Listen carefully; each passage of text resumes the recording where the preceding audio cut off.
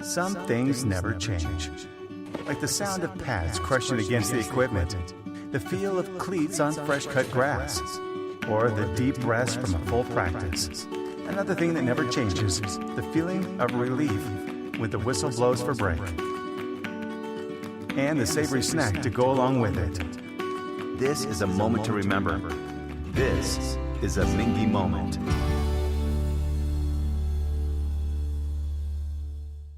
At Lexington Diagnostic Center, we love athletes. We understand that when you are injured, the results of an MRI, CT scan, or X-ray can be the only thing keeping you off the field. And that's what we're here for. Same or next day appointments, front door parking, and our on-site radiologists make it easy for you to quickly get the results you and your doctor need. Call and compare prices. We can save you hundreds of dollars. We would love to help get you back in the game. Call and compare prices at the Lexington Diagnostic Center. This is where it all started, right here on this farm. We may have grown over the years, but we've never lost sight of what was important to us.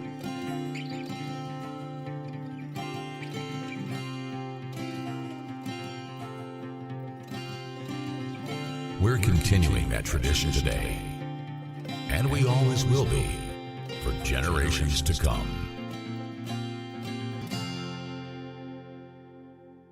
Folks, this is Gary Ball, and you hear my catchphrase, soup and a sandwich. When I want the best potato soup and prime rib sandwich, I head over to Rafferty's Restaurants after my games. Check out Rafferty's 9 great locations throughout Kentucky, and all you teens, you can eat at Rafferty's before those big ball games. The open prime rib sandwich is what legends are made of. Ask Joe B. Hall, the legend himself, it's his favorite. Rafferty's is a big supporter of high school sports throughout Kentucky. Rafferty's, where the special is you.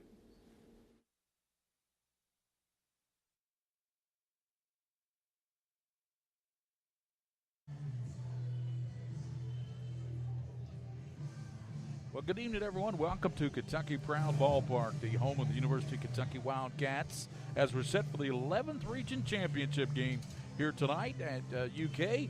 It's Lafayette out of Lexington and Tates Creek out of Lexington doing battle here tonight for the 11th Region Championship with the King of Stream, Darren Douglas. I'm Gary Ball, and we're here live for this big game between Lafayette and Tates Creek. I know you, Mr. Douglas, you did some research. You go back, have to go back a lot of years before you see the 43rd District winner and runner-up playing here in a regional championship. Well, I'm going to let you down. I didn't find the exact year, but it's been at least 10 years that we can think that not just the 43rd District teams have met in the championship game, but any two schools from a particular district within the 11th region have met for the championship. It has been a long time, and these two teams have earned their way to get here. And I say earned their way.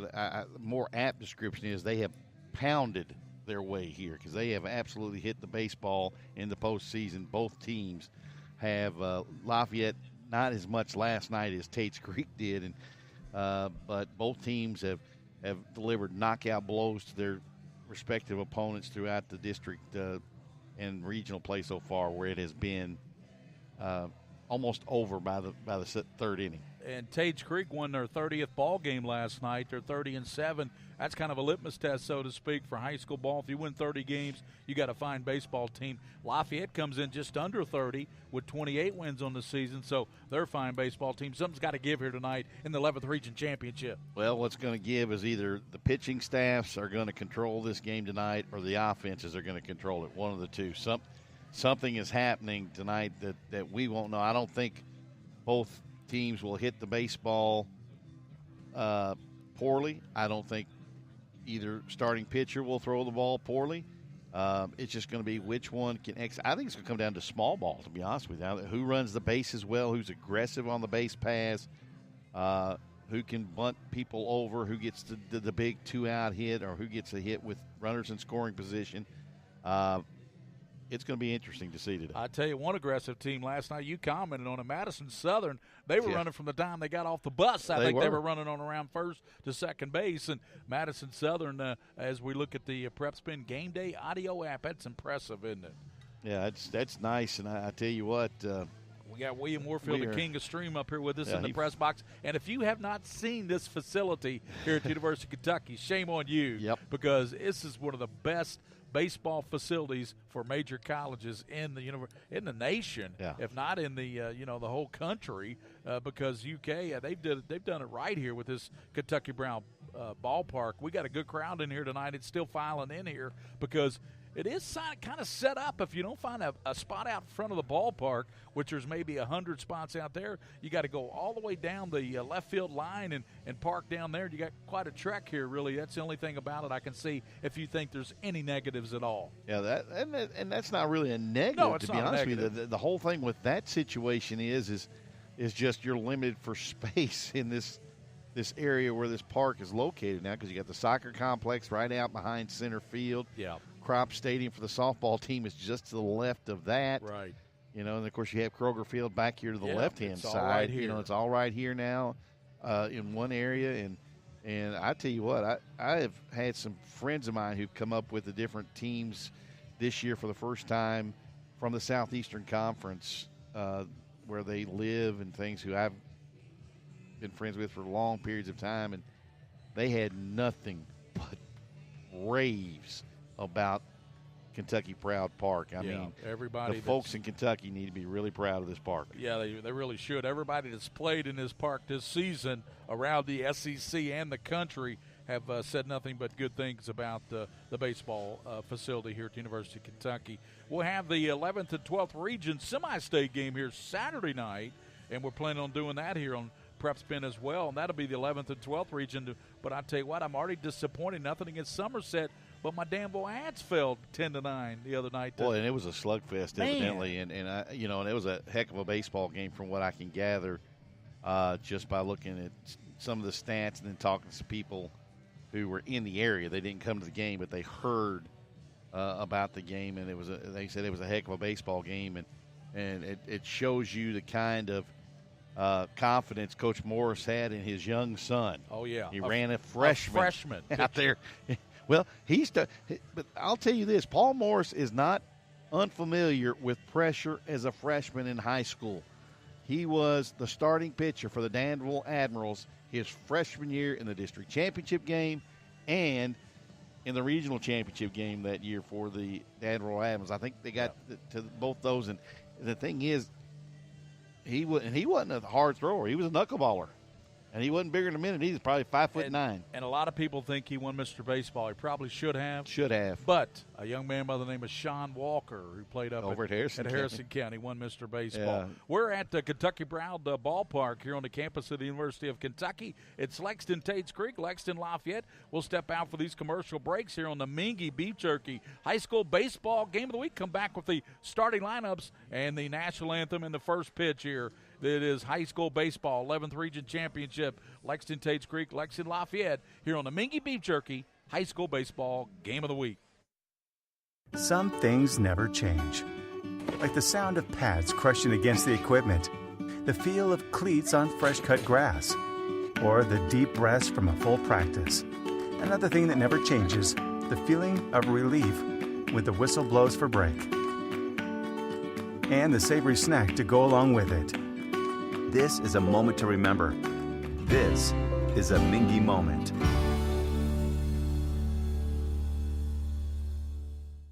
At Lexington Diagnostic Center, we love athletes. We understand that when you are injured, the results of an MRI, CT scan, or X-ray can be the only thing keeping you off the field. And that's what we're here for. Same or next day appointments, front door parking, and our on-site radiologists make it easy for you to quickly get the results you and your doctor need. Call and compare prices. We can save you hundreds of dollars. We would love to help get you back in the game. Call and compare prices at the Lexington Diagnostic Center. This is where it all started, right here on this farm. We may have grown over the years, but we've never lost sight of what was important to us.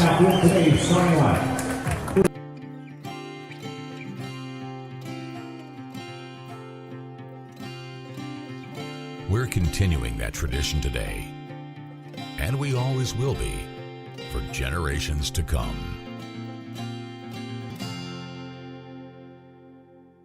Folks, this is Gary Ball, and you hear my catchphrase, soup and a sandwich. When I want the best potato soup and prime rib sandwich, I head over to Rafferty's restaurants after my games. Check out Rafferty's 9 great locations throughout Kentucky, and all you teams you can eat at Rafferty's before those big ball games. The open prime rib sandwich is what legends are made of. Ask Joe B. Hall, the legend himself, it's his favorite. Rafferty's a big supporter of high school sports throughout Kentucky. Rafferty's, where the special is you. Welcome back to the Mingy Beach Cherokee High School Baseball Game of the Week as Lafayette will battle Tates Creek here in the 11th Region Championship. Probably the best baseball in the state of Kentucky's played right here in this 11th Region tournament. You had Madison Central in the Final Four, Southern, and, of course, some great baseball played in this region. The lineups are being announced by the public address announcer. Lafayette, the Generals, they are in their red uniforms tonight, white pants. Ryan Buscemi will lead off and play left field. Gavin Hall is the third baseman. He'll bat second. Samuel Tackett, the shortstop, batting in the 3 spot. Josh Halterman, the first baseman, will bat in the 4 hole. Micah Cowan, second baseman, batting 5th. Austin Blake, the right fielder, will bat 6th.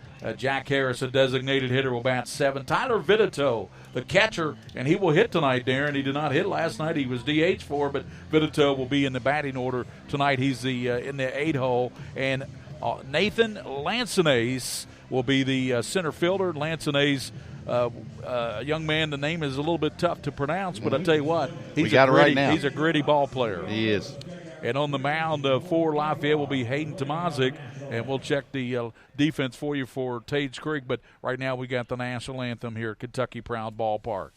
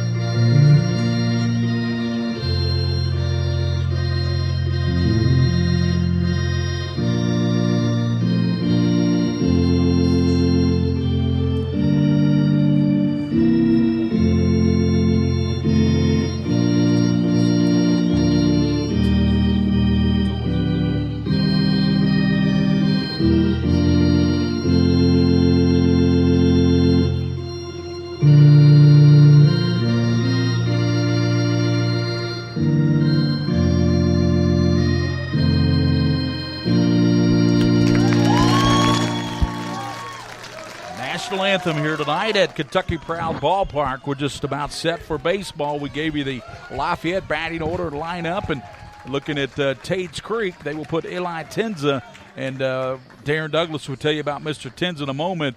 Out in the outfield, you got Featherstone in left field, Workman's in center, Stone's in right field, Gentry's down at third, Blythe is your shortstop. I don't think Blythe played short last night, did Lush is at short. Blythe is your designated hitter. So Lush is playing shortstop. Gotcha. It's 4. And then you got Crook at second and Deaton at first base. Colin Burgess is behind the dish.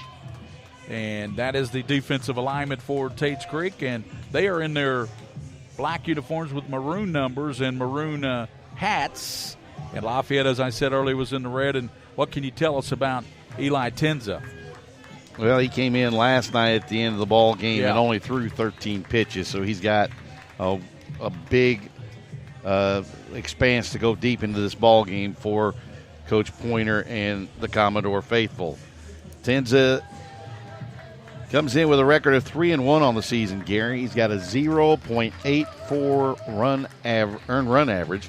He's only thrown, though, 33 1/3 innings with that 1/3 of an inning he threw last night. Giving up 15 hits, 6 runs, 4 of them earned. He's walked 11 and struck out 41. Tenza's got a great battery mate. Colin Burgess is a Wichita State commit, and they used to be kind of a power in college baseball, but they've kind of fallen on hard times lately, haven't they? Well, they've run into the Missouri Valley Conference, and they actually now I think they moved to the Atlantic 10, right? I think you're right. They're in the heart of America, and they're in the Atlantic 10. Now, tell me what sense does that make? Makes none. But nonetheless, they ran into that Missouri Valley Conference, and Creighton started getting a good baseball club. The University of St. Louis, or St. Louis University, started getting that same thing. I think Bradley, there was a couple of games in there where Bradley was really good. UIC, Illinois, Chicago, Northern Iowa. So that conference is a really good athletic conference, and it is probably what you would call a true mid-major conference, that Missouri Valley.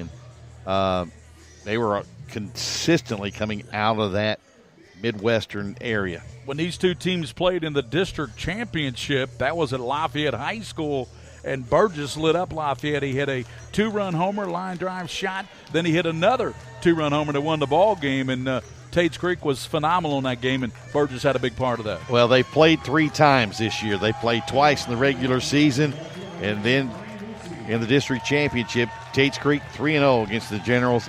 It's tough to win 3 in one season against a ball club. It's really tough to win 4. So Ryan Buscemi will lead off the top of the first. Tenza's pitch is going to be a ball a little bit low and outside. Gavin Hall waiting on deck for the Generals. They're 28-11.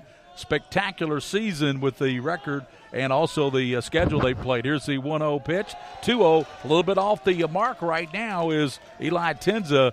Maybe a little bit nervous out on that UK pitching mound. Yeah, that's probably the only true natural surface part of this baseball diamond here. 2-0 to Buscemi, and that's going to be a call strike. Buscemi took that strike on the inside portion. That was a breaking ball. So 2 balls and 1 strike. And it's chopped down toward third, and Mason Gentry will come over in foul territory and field the ball and get it back to his pitcher, and it's run the count to 2 balls and 2 strikes. They don't have the scoreboard operating at this time. Yeah, the strikes are I know it's a little odd to see it there. Yeah, up there above that. Used to seeing it. So 2 balls and 2 strikes. And Ryan Buscemi, then Gavin Hall, the young man who plays third base, is on deck. And that's going to be a pitch that's a little low. So 3 balls and 2 strikes. Samuel Tackett batting third to shortstop. It'll be Hall, Tackett, then Halterman. Here's the full count, the money pitch, and that's going to be a ball high. So he walked Buscemi, and as you said, Darren Douglas, this is a team that likes to run. Lafayette and Tates Creek, both good running teams. Let's see if they send Buscemi here early in this game against Tenza, who will work out of the stretch now. Yeah, Buscemi's not one of their guys that goes a lot. He's only 7 of 8 on the season in stolen bases. There's a call strike to Gavin Hall, the big third baseman for Lafayette. Buscemi leads out at first, and Eli Tenza checks a runner over there at first. The third baseman Gentry's in on the grass. Swing and a miss. Good pitch. That looked like maybe a changeup or maybe a possible little slider that Tenza took something off of and had Hall out in front of. No balls and 2 strikes to Gavin Hall, and that's going to be a ball outside, a waste pitch. Just throw it away. It's what he did, and got it up high and outside. Gavin Hall would not have any of that. Didn't bite. 1 ball, 2 strikes. Buscemi at first. Being held on by Deaton over there. Blaine Deaton. 1 ball and 2 strikes now. To Hall with Samuel Tackett, the shortstop, on deck. Eli Tenza, the right-hander, rocks and fires, and that's going to be a ball a little bit low. Tell us about our umpires tonight, Darren. Well, I don't have the second base umpire, but behind the plate is Chris Minter. Okay. The first base umpire is Aaron Haney, and over at third is Dave Hall, and Leanne Clark over is trying to find out the second base umpire. They threw somebody in that didn't umpire last night. 3 balls and 2 strikes to Gavin Hall. He hits it out towards shortstop. Lush flips, throw to first. In time, double play. It was turned by Xavier Lush over to Crook to Deaton. Nice turn there at second base by the second Crook. I mean, he got a nice lead from his shortstop Lush, but Buscemi was on top of Crook, who stood in there and delivered a strike to a stretching Deaton. 2 outs now. A swing and a miss by Samuel Tackett, the shortstop. Do you have any numbers on Mr. Tackett? I sure do. Give you the numbers on him here. Samuel Tackett, 117 times to the plate. He's got 34 hits. He scored 30 runs. That was a pitch, a call strike on the outside corner. He's behind now. No balls and 2 strikes. 7 doubles, 2 triples, a home run. He's driven in 20, batting .291 on the year. So 291 hitter, and that pitch was outside and high. 1 ball, 2 strikes, 2 outs now with a big 6-4-3 inning doubled play by Tates Creek, and that ball's going to be a little bit low. Outfield, left fielders pretty deep out there. The center fielder playing a little bit more shallow tonight than they were at Scott County last night. Mm-hmm.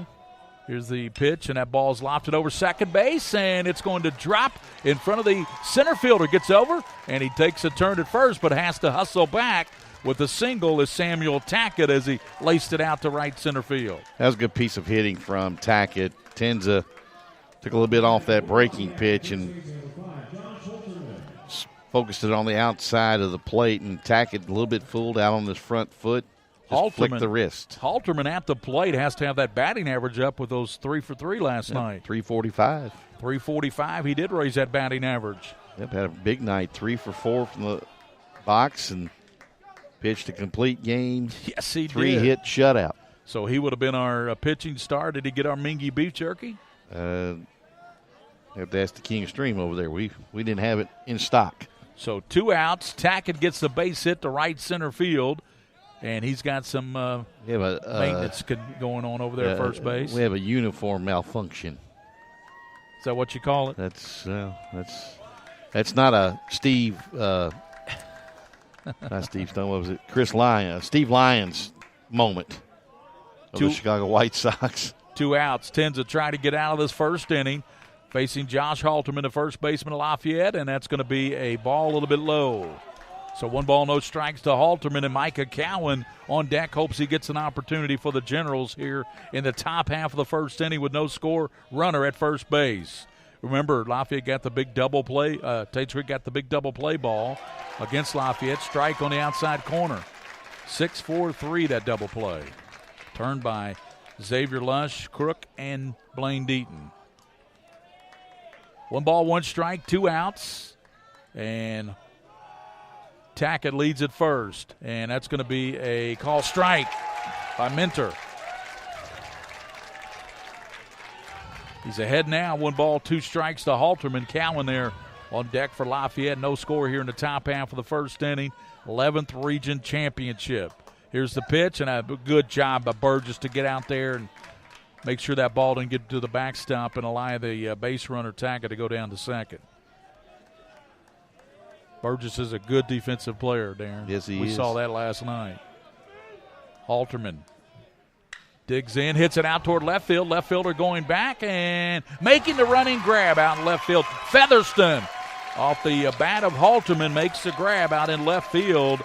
And Lafayette, they get 2 men on base. They leave 1 stranded. They get a total of 1 hit. So as we go to the bottom of the first, no score with Tates Creek coming to bat here in the bottom of the first on the Minky Beef Jerky Game of the Week. I want to get back on the basketball court. I want to get back to the ref I used to be. I want to get back to gardening. I want to get back to playing with my band.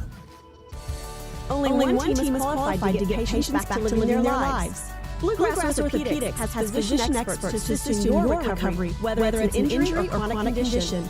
Bluegrass Orthopedics provides convenient, specialized, and comprehensive care for your unique life. Some things never change. Like the sound of pads crushing against the equipment, the feel of cleats on fresh-cut grass, or the deep breaths from full practice. Another thing that never changes, the feeling of relief with the whistle blows for break. And the savory snack to go along with it. This is a moment to remember. This is a Mingy moment.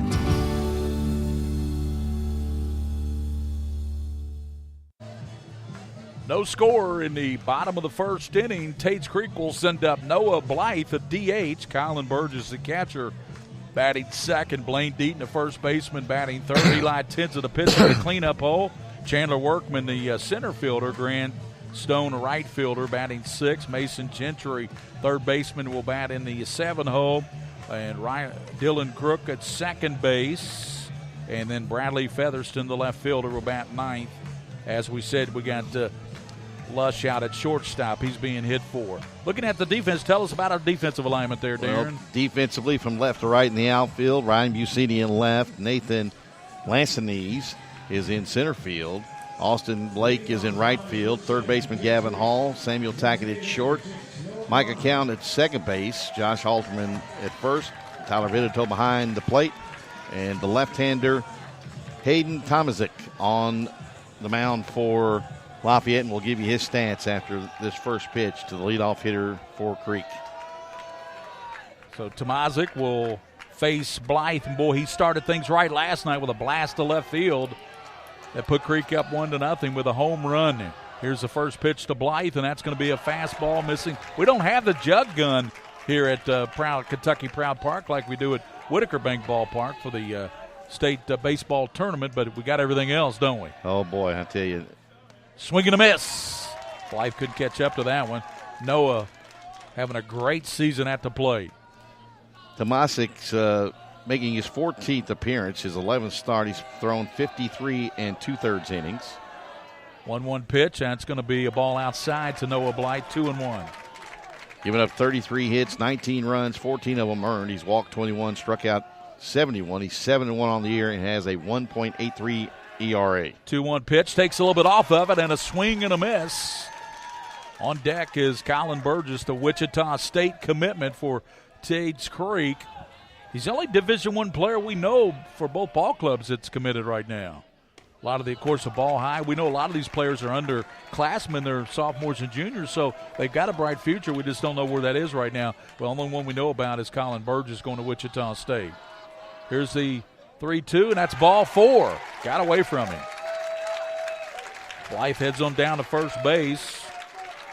Well, he did what a leadoff hitter's supposed to do. Last night he got Creek off and running with a solo shot on a 3-2 pitch. Tonight he draws a 3-2 bases on balls, and Blythe is a threat to run a little bit. He does exactly what Buscemi did with the leadoff walk.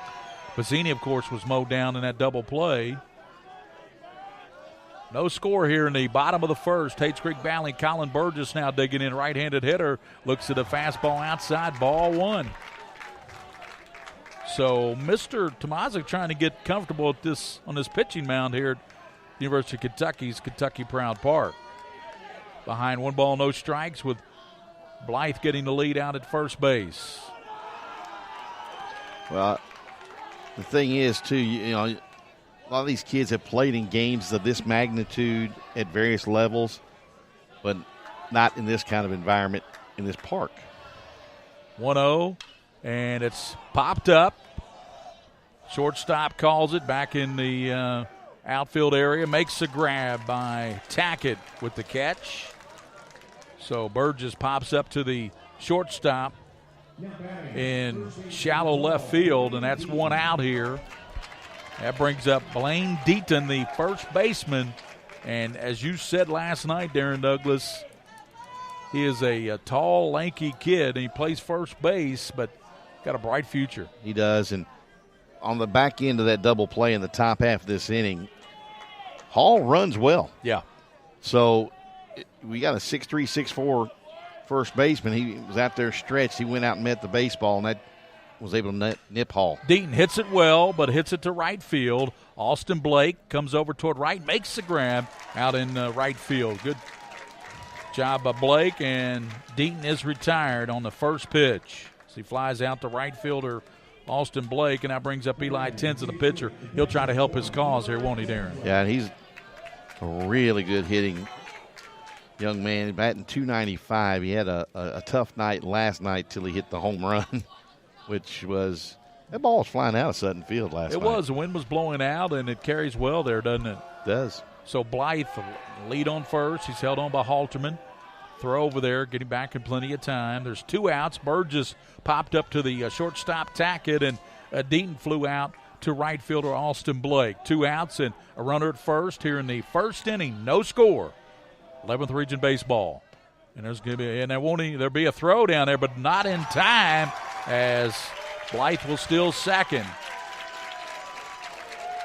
We saw it last night from Vitito when Madison Southern had a guy attempting to steal. He had trouble getting the ball out of his mitt and getting the proper grip that he wanted, and that's what actually gave Blythe a chance to steal that bag at second. Vitito had no chance on that throw. You could see it as it was developing, not to Blythe's blazing speed, but just not a good pitch for Vitito to throw anybody out with.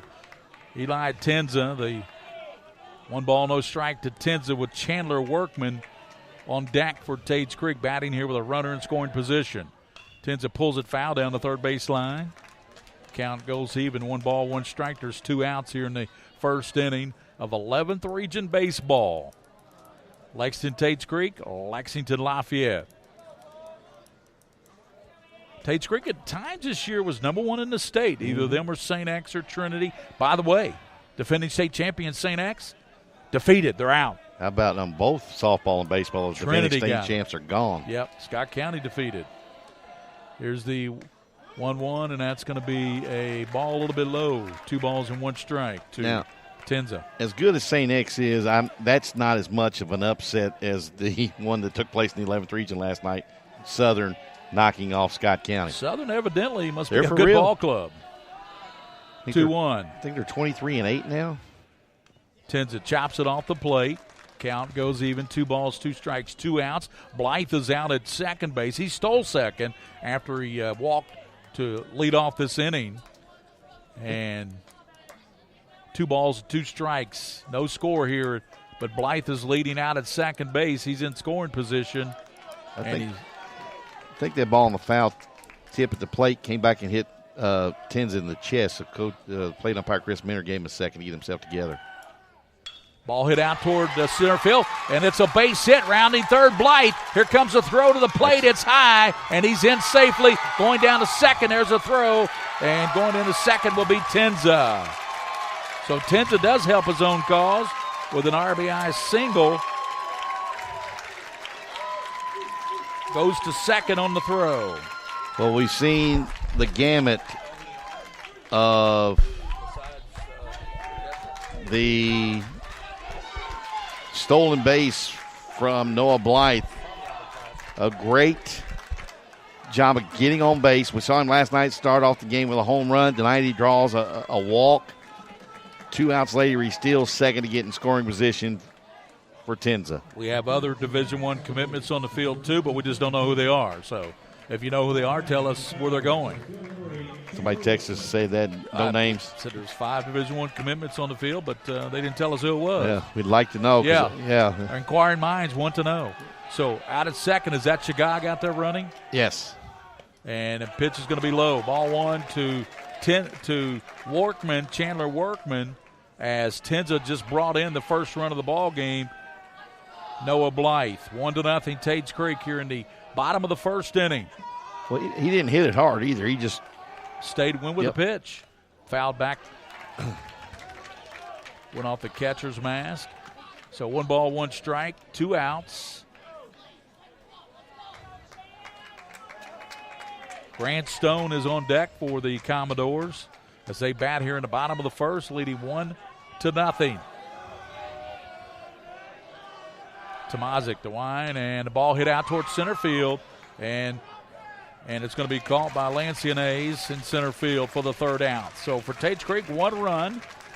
They get 1 hit, and they leave 1 man on base. As we go to the 2nd inning, Tates Creek 1 and Lafayette 0 here at Kentucky Proud Park at UK on the Mingy Beef Jerky Game of the Week. At Lexington Diagnostic Center, we love athletes. We understand that when you are injured, the results of an MRI, CT scan, or X-ray can be the only thing keeping you off the field. And that's what we're here for. Same or next day appointments, front door parking, and our on-site radiologists make it easy for you to quickly get the results you and your doctor need. Call and compare prices. We can save you hundreds of dollars. We would love to help get you back in the game. Call and compare prices at Lexington Diagnostic Center. This is where it all started, right here on this farm. We may have grown over the years, but we never lost sight of what was important to us.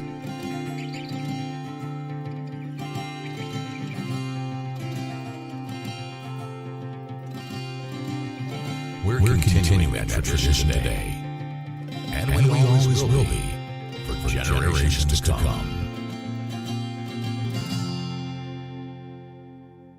Folks, this is Gary Ball. You hear my catchphrase, soup and a sandwich. When I want the best potato soup and prime rib sandwich, I head over to Rafferty's restaurants after my games. Check out Rafferty's 9 great locations throughout Kentucky, and all you teams, you can eat at Rafferty's before those big ball games. The open prime rib sandwich is what legends are made of. Ask Joe B. Hall, the legend himself, it's his favorite. Rafferty's a big supporter of high school sports throughout Kentucky. Rafferty's, where the special is you.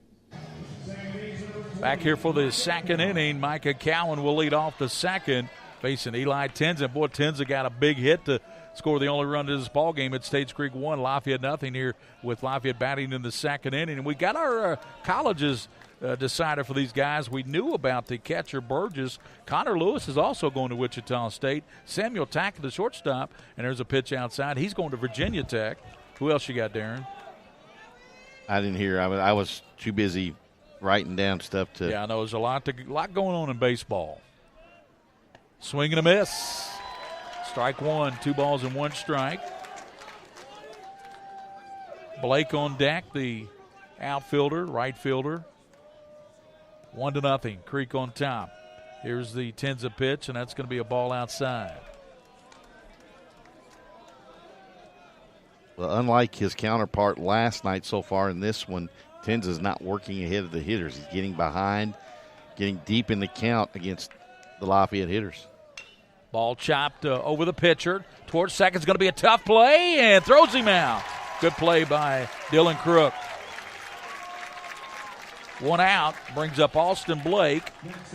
Well, that was a tough play there, but, the only play is Crook's got to charge that ball, Darren. Right. And the thing is, too, we talked consistently last night about this Tates Creek lineup and their offensive prowess. They're a pretty solid defensive club, too. There's a call strike, and Austin Blake, he got a hold of one last night. Oh, gee. Did he ever? Man, it might land here a little bit later in Kentucky Proud Park. It's still rolling over there in Georgetown somewhere. Austin Blake and then Jack Harris. Fly ball toward the center fielder. Center fielder coming on the run, and Workman makes the grab out in center field. 2 outs. And what's that bright thing out there right now? That's the sunshine. It is a beautiful night here. All of a sudden the sun popped out. Yep. 6:24 here. We're in the second inning. Tates Creek leads 1-0. 2 outs now. Eli Tenza working to Jack Harris. And that pitch is going to be a strike on the outside corner.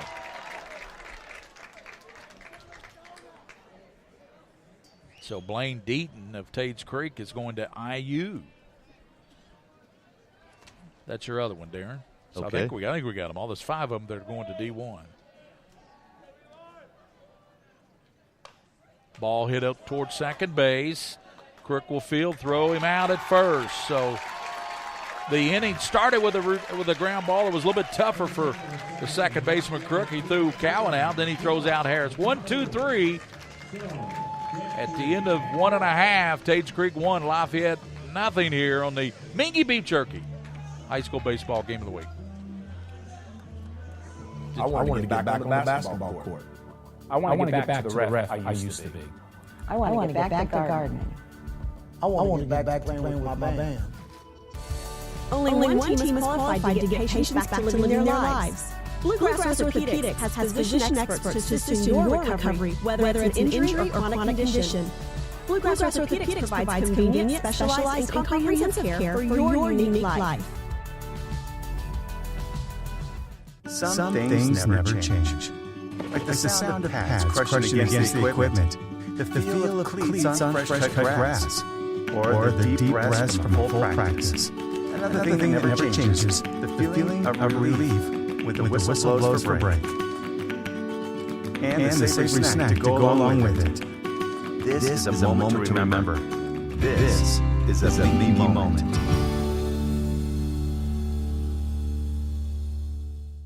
At Lexington Diagnostic Center, we love athletes. We understand that when you are injured, the results of an MRI, CT scan, or X-ray can be the only thing keeping you off the field. And that's what we're here for. Same or next day appointments, front door parking, and our on-site radiologists make it easy for you to quickly get the results you and your doctor need. Call and compare prices. We can save you hundreds of dollars. We would love to help get you back in the game. Call and compare prices at the Lexington Diagnostic Center. Hayden Tomazic, a 6-foot senior lefty, is out on the hill, out on the bump for Lafayette. They trail 1-0 with Creek batting here in the bottom of the second inning. 1-0 Commodores. Grant Stone, Mason Gentry, and then Dylan Crook, the second baseman. That ball swung on and missed. Strike one. No balls and one strike. Darren, you're busy over there. Yeah, I'm trying to keep pitch counts, too, since we have Leanne over in the other booth there. We can check with Leanne. Ball hit out toward center field. Lancenays backs up. Boy, that sun's a little bit harder to deal with out there right now, but he makes a nice catch out in center field. Right now, the only thing in the shade right now is home plate. And the dugout for Lafayette. Yeah, but I'm talking about in the field of play as far as a live ball. Everything else is in sunlight. And the center field location looks like to be the sun field right now. Mason Gentry, third baseman, digs in. And that's going to be a call strike on a breaking pitch from Hayden Tomazic, the outstanding pitcher. Pitching in the regional championship. That's quite an honor for the young man. Tomazic, his motion reminds me of, and I'll tell you after this pitch. That fastball missed outside. So remember John Tudor, who pitched for the Braves, the Cardinals, and I think the Pirates at one time. Yep. One out here, 1 ball, 1 strike to Gentry, and that's going to bound up there. That was a 58, 59-foot breaking pitch. Yeah, and it needs to go 60, though. Yeah, well, and the Tates Creek, we have very boisterous Tates Creek student body down below us, just behind the backstop, and they all saying, take your base, but the ball bounced and hit Gentry. Ball misses outside. 3 balls and 1 strike to Mason Gentry. Crook on deck, the second baseman, who made a couple of a routine play and a tough play back in that last inning. Ball 4 outside. So Gentry bounds on down to first. That's the second walk of the night. Yeah, he walked the leadoff hitter, and that cost him because Noah Blythe came in to score on that Tenza RBI single. He went to second on the throw. Yeah, he actually intended. But it was set up by a steal of second by Blythe. 2 outs later, he was going to try to get over there with a hit, and wound up saying, I'm just going to steal second and let my cleanup guy drive me in.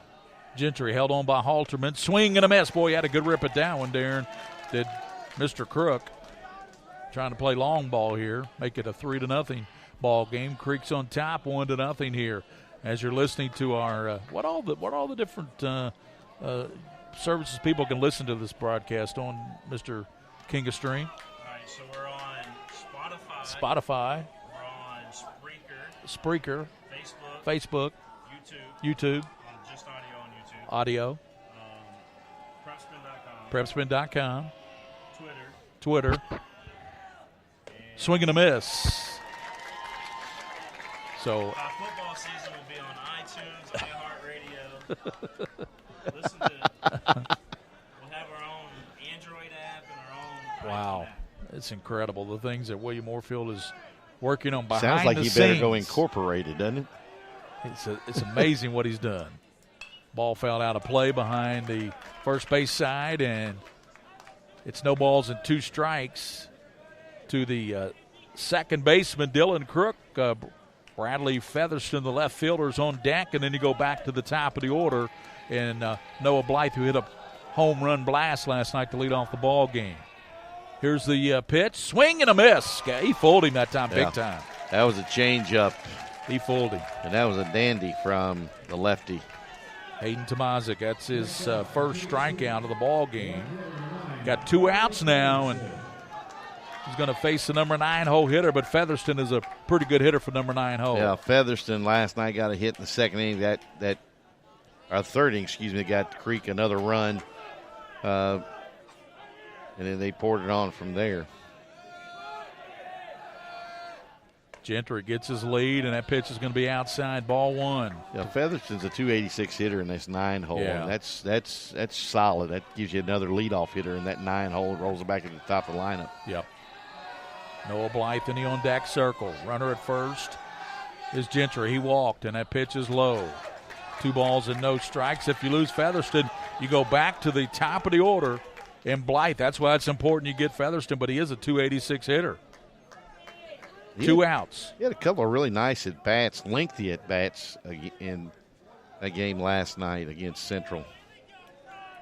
We're in the bottom of the second. Creek leads 1-0 over their arch nemesis Lafayette here in the regional championship. Swing and a miss. Chops it back into the dugout area of Lafayette. Count now 2 balls, 1 strike, 2 outs here in the bottom of the second inning. Gary Ball with Darren Douglas, the king of stream, William Moorfield. They went off the hockey mask of the catcher, Vidito, so Chris Minner, the plate umpire, walked about halfway out to the mound to toss the ball. But good job. Yep, give him a little break. 2-1, and that's going to miss outside on a fastball. 3 balls and 1 strike, so you can't lose him. If you lose Featherston, you go back to the top of the order, and you also have runners at first and second. Gentry gets the lead out at first. Halterman holds him on, and ball 4. 3rd walk of the day. So he walks Featherston down to first. Gentry goes down to second. He was a walk. There's 2 outs. He got Stone to fly out to center field, and he struck out Crook. And now he's facing the top of the order. Young man has the only run of this ball game, Noah Blythe, the DH tonight. Here comes a courtesy runner in there for Hayden Dunham. He's running for Gentry. Dunham. We get the pitching coach coming out for Tates Creek. I think I got him listed on there as a pitching coach, don't I? At the bottom of the roster for Lafayette. I think it's Kevin Hammonds. Didn't put it on there. They got a Jervis. A lot of high schools, when I started researching rosters, were putting non-adult assistant coach, statistician. Well, I just kind of put 2 and 2 together with Jervis being a great pitcher for Lafayette. Jeff, that could be him. But I think they got a couple of them on that staff. I tell you what, they've had some outstanding pitchers go through that Lafayette program. Mentor goes out to the pitching rubber and just kind of says, guys, let's speed it up here a little bit. Let's play some baseball. And everybody gets back to their dugouts. Usually you see a left-hander work out of it. When he works out of the stretch, will work from the first base side of the pitching rubber. Yep. Tomasic is actually in the middle of the rubber with his left foot, that plant foot. So his ball must be moving a lot out away from the right-handed hitter. So he may have to make an adjustment. So 2 outs, 2 runners on first and second for Creek. And here's Tomazic, and that's going to be a call strike right down Broadway. As a pitching coach and a head coach, that's what you want to see. Blythe behind on the count. No balls, 1 strike, 2 outs. Dunham out at second. Featherston's at first base. Nobody even holding him on there now. The wide to the belt and swing and pull down, foul down the left field line. Look out down there along that left field line down there. Well, I'll tell you what, the gentleman down there along the left field line, he went for the hillside just to the left of him, left his wife standing there to catch the baseball. Hey, you're setting men back 100 years there, fella. He took a powder up that hill, and the wife is trying to short hop it. The 0-2 pitch and fouled out of play behind the first base side. And Blythe smoked that ball before the foul ball there. Yeah, he jacked one out last night at Scott County that was a no-doubter to lead off the ball game for the Commodores. Yeah, he is a really nice hitter. Look how balanced he is. There's no, wasted, is it? Nothing wasted. There's no foot cocked to one side. He's not an open stance. Yeah. He's just straight to the hitter. He's very to the pitcher. You know who always had the best stance in baseball? Pete Rose. He used to drive people crazy. That's crazy. why he hit the solid. That's why he hit the ball so solid. 1 ball, 2 strikes, a hits king. I still think he belongs in the Hall of Fame. I do too. As a player. Swing and a miss. He strikes him out. He gets Blythe going fishing up top. Nothing biting up there for Blythe as he strikes out, second strikeout victim. And 2 runners left on base. Nobody hit 2 errors. As we go to the top of the third, the Commodores 1, the Generals nothing here. We'll be back on the Mingy Beef Jerky. And King of Streams got something for us. King? I guess you can hear me now. Yes, sir. All right. So, no, I just wanted to let everybody know that Kentucky Orthodontics and Invisalign, Doctors Durbin, Morris, and Gardner, they've got a special going on right now exclusively with Prep Spin, and it's $1,500 off your total as long as you mention Prep Spin. So you can go in there if you need braces or you need Invisalign. Go see Doctors Durbin, Morris, and Gardner. Kentucky Orthodontics and Invisalign right here in Lexington. They also got an office over there in Nicholasville, and I believe over in Scott County as well. But for the folks probably tuning into this game, the one in Lexington right off of Harrodsburg Road right there, definitely go in there and mention Prep Spin and get that $1,500 discount. Braces normally nowadays cost around the $5,000, right around that price range. So $1,500 off of that's a heck of a discount they're giving us. That's a great one. And, of course, 1-0 here as we go to the top of the third inning. Thank you, William Moorfield. And I'll tell you, Dr. Durbin, he'll hook you up, won't he? He'll flat hook you up. We go to the top of the third inning. And to take you through innings 3 and 4 with all the play-by-play, here is Darren Douglas. Thank you, Gary, and that's a heck of a deal. It's a great deal. That's why we enjoy doing what we do, because we have such outstanding sponsors along the line. It'll be Vidito leading off. 8-9-1 for Lafayette to face Eli Tenze here in the top of the third inning. Also been told that Scott Allison is the second base umpire. Scott Allison. Thought he looked familiar. That's who I thought it was, too. Yeah. Last time I saw him, he had a whole bunch of hair. He's got a ball cap on and everything. You couldn't recognize it, but Scotty's a great umpire. Some sunglasses threw me off a little bit, too. Yep. Put you incognito there. Vidito tried to bunt his way on and bunted it foul down the third baseline. He squares the bunt again and takes this one outside. A ball, evens the count, 1 ball, 1 strike. Nathan Lancianase is on deck for Lafayette, the number 9 hole hitter here in the third inning with Tates Creek up 1-0. Yeah, this one hit over third and into left field a hit. The first hit of the day for Lafayette comes from their backstop, Tyler Vidito. Good job of hitting, too. He stayed with that pitch, and he laced it out to left field, just reached out the bat there. Good at bat by Tyler Vidito. Vidito will be courtesy run for at first base. It looks like number 21. That would be John Combs, who was in the lineup last night. So Combs running at first, and Lafayette trying to tie this game up here in the top of the third, trailing 1-0. Got a good handle with the bat, and Nathan Lancianase. I knew I'd get it wrong. Like I mayonnaise. concentrated, too, and got it wrong. Mayonnaise. Lancianase. Nays, I know. As soon as I said it, I knew. I said, I think that hit him. Nope. It might have. Called foul ball. That's what it was, foul ball. But it was caught by the catcher, Burgess, for a strike, so it's 0-1. Oh, there's a kitchenette back there.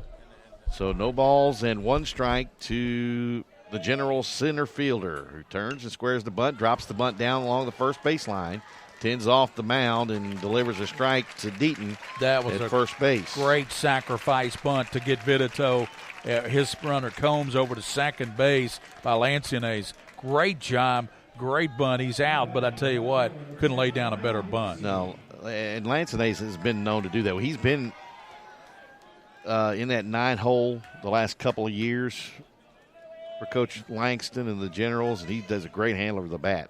Brings back to the top of the order now Ryan Buscemi.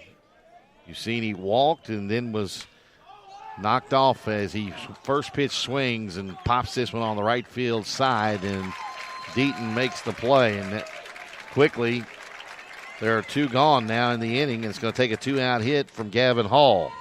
You know, you got to make the pitcher work a little bit harder for that if you're Ryan Buscemi. You go up there first pitch hitting, make that pitcher work a little bit harder out there. Make Tenza work for it. Now, I like aggressive hitters if the ball's in the strike zone, but as a leadoff hitter, if you got some decent speed, make that guy work. First pitch just off the inner half to Hall's a ball. Gavin Hall plays a slick third base. And he had made a play last night with a bare hand coming in. Threw a runner out at first. Harris, the courtesy runner at second. It's 2 balls and no strikes as Tenza misses outside with a breaking pitch. On decks, Samuel Tackett for Lafayette. John Combs out there getting a good lead at second. They're trying to keep him close. This one swung on and missed. That one looked like a pretty good fastball. Located really well on the inner half of the plate. And I don't have a problem with Gavin Hall going for that. It was a 2-0 pitch, and he really went with a good cut there. Good crowd in here at Kentucky Proud Park. The 2-1 to Hall. Outside corner for a breaking pitch. Evens it up. Yep, framed by Burgess for a strike on the outside corner. 2 balls, 2 strikes. 11th Region Championship, Tates Creek and Lafayette. The 2-2 coming to Hall's in the, I would say dirt, but crumb rubber. Yeah, exactly.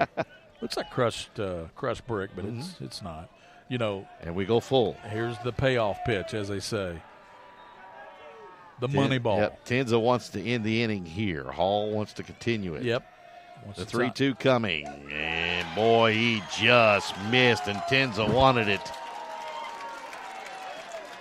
Yeah, Tenza took a long look at home plate umpire. Now he's looking into his dugout. And he also took about 10 or 12 steps towards the third base dugout where the Commodores are located. So runners at first and second now. John Combs is out at second. Good speed. Really good speed at first base in Hall as well. Gavin Hall just worked the base on balls. He's out at first. And Samuel Tackett, who singled his first time the up. Virginia Tech commitment. A Hokie. Pitch is high to Tackett. Have you watched Virginia Tech's entrance music to the football stadium at home in Blacksburg? They come into Inner Sandman, and the whole stadium starts jumping, and they said it's been registering on the Richter scale at a earthquake center nearby. It's interesting. Watch it on YouTube. It's interesting to watch. 2-0 to Tackett. You don't want to get behind this guy and then have to groove one to him because he can hit it a long way. The 2-0 chopped down to third and foul. And we'll get somebody down from the Tates Creek dugout to go down and get the baseball down the third base line. It's 2-1 to Samuel Tackett. The lead runner, Harris, courtesy running for the catcher, Vitito at second base. Tates Creek 30 wins, 30-7 this season. And Hall at first. Outfield is deep except for the right fielder, Stone. And time granted to Tackett as Tenza took too long coming home. As it got occupied with Harris out there dancing off of second base. A 2-ball, 1 strike count coming. This one lined into left field to hit. Harris on his way to the plate. Featherston charging, throws cut off by Gentry, and we're tied at 1. That's why you put Combs out there, the good base runner. He comes in to score on that tacked sharp single to left field and an RBI, and now it's 1-1, and still runners at first and second for the Lafayette Generals, and they've just tied it up. And the hottest hitter in the lineup for the Generals at the plate now, Josh Halterman, who was 3 for 4 last night, along with getting the win in a shutout fashion, striking out 8. Didn't walk a batter either last night. So we're tied at 1 here in the third. Now going off to third is Hall. He just, Tenza fell asleep on the mound. Yeah, he sure did. And when he looked up, he was kind of surprised that Hall was going to third, and he didn't even throw the ball. So runners at the corners now for Lafayette. They've tied it up here in the third inning. So a stolen base of third, uncontested, goes Hall, and he's in 90 feet away and can score on a wild pitch or a pass ball. First pitch, a strike to Halterman, who looked at a slow breaking pitch on the outside corner. No balls, 1 strike.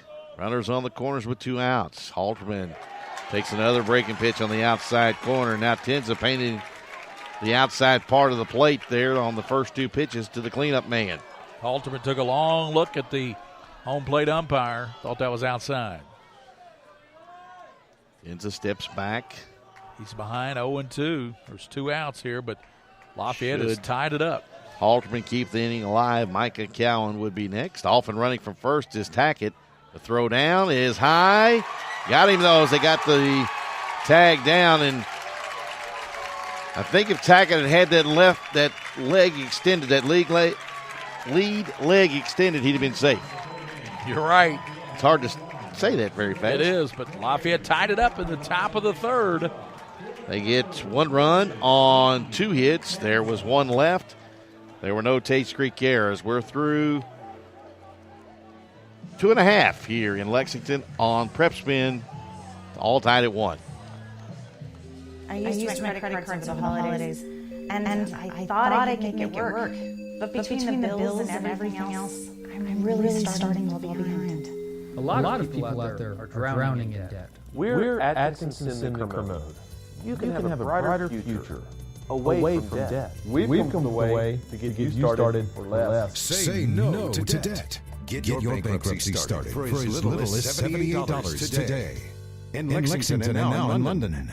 Folks, this is Gary Ball. You hear my catchphrase, soup and a sandwich. When I want the best potato soup and prime rib sandwich, I head over to Rafferty's restaurants after my games. Check out Rafferty's 9 great locations throughout Kentucky, and all you teams you can eat at Rafferty's before those big ball games. The open prime rib sandwich is what legends are made of. Ask Joe B. Hall, the legend himself, it's his favorite. Rafferty's a big supporter of high school sports throughout Kentucky. Rafferty's, where the special is you. Some things never change.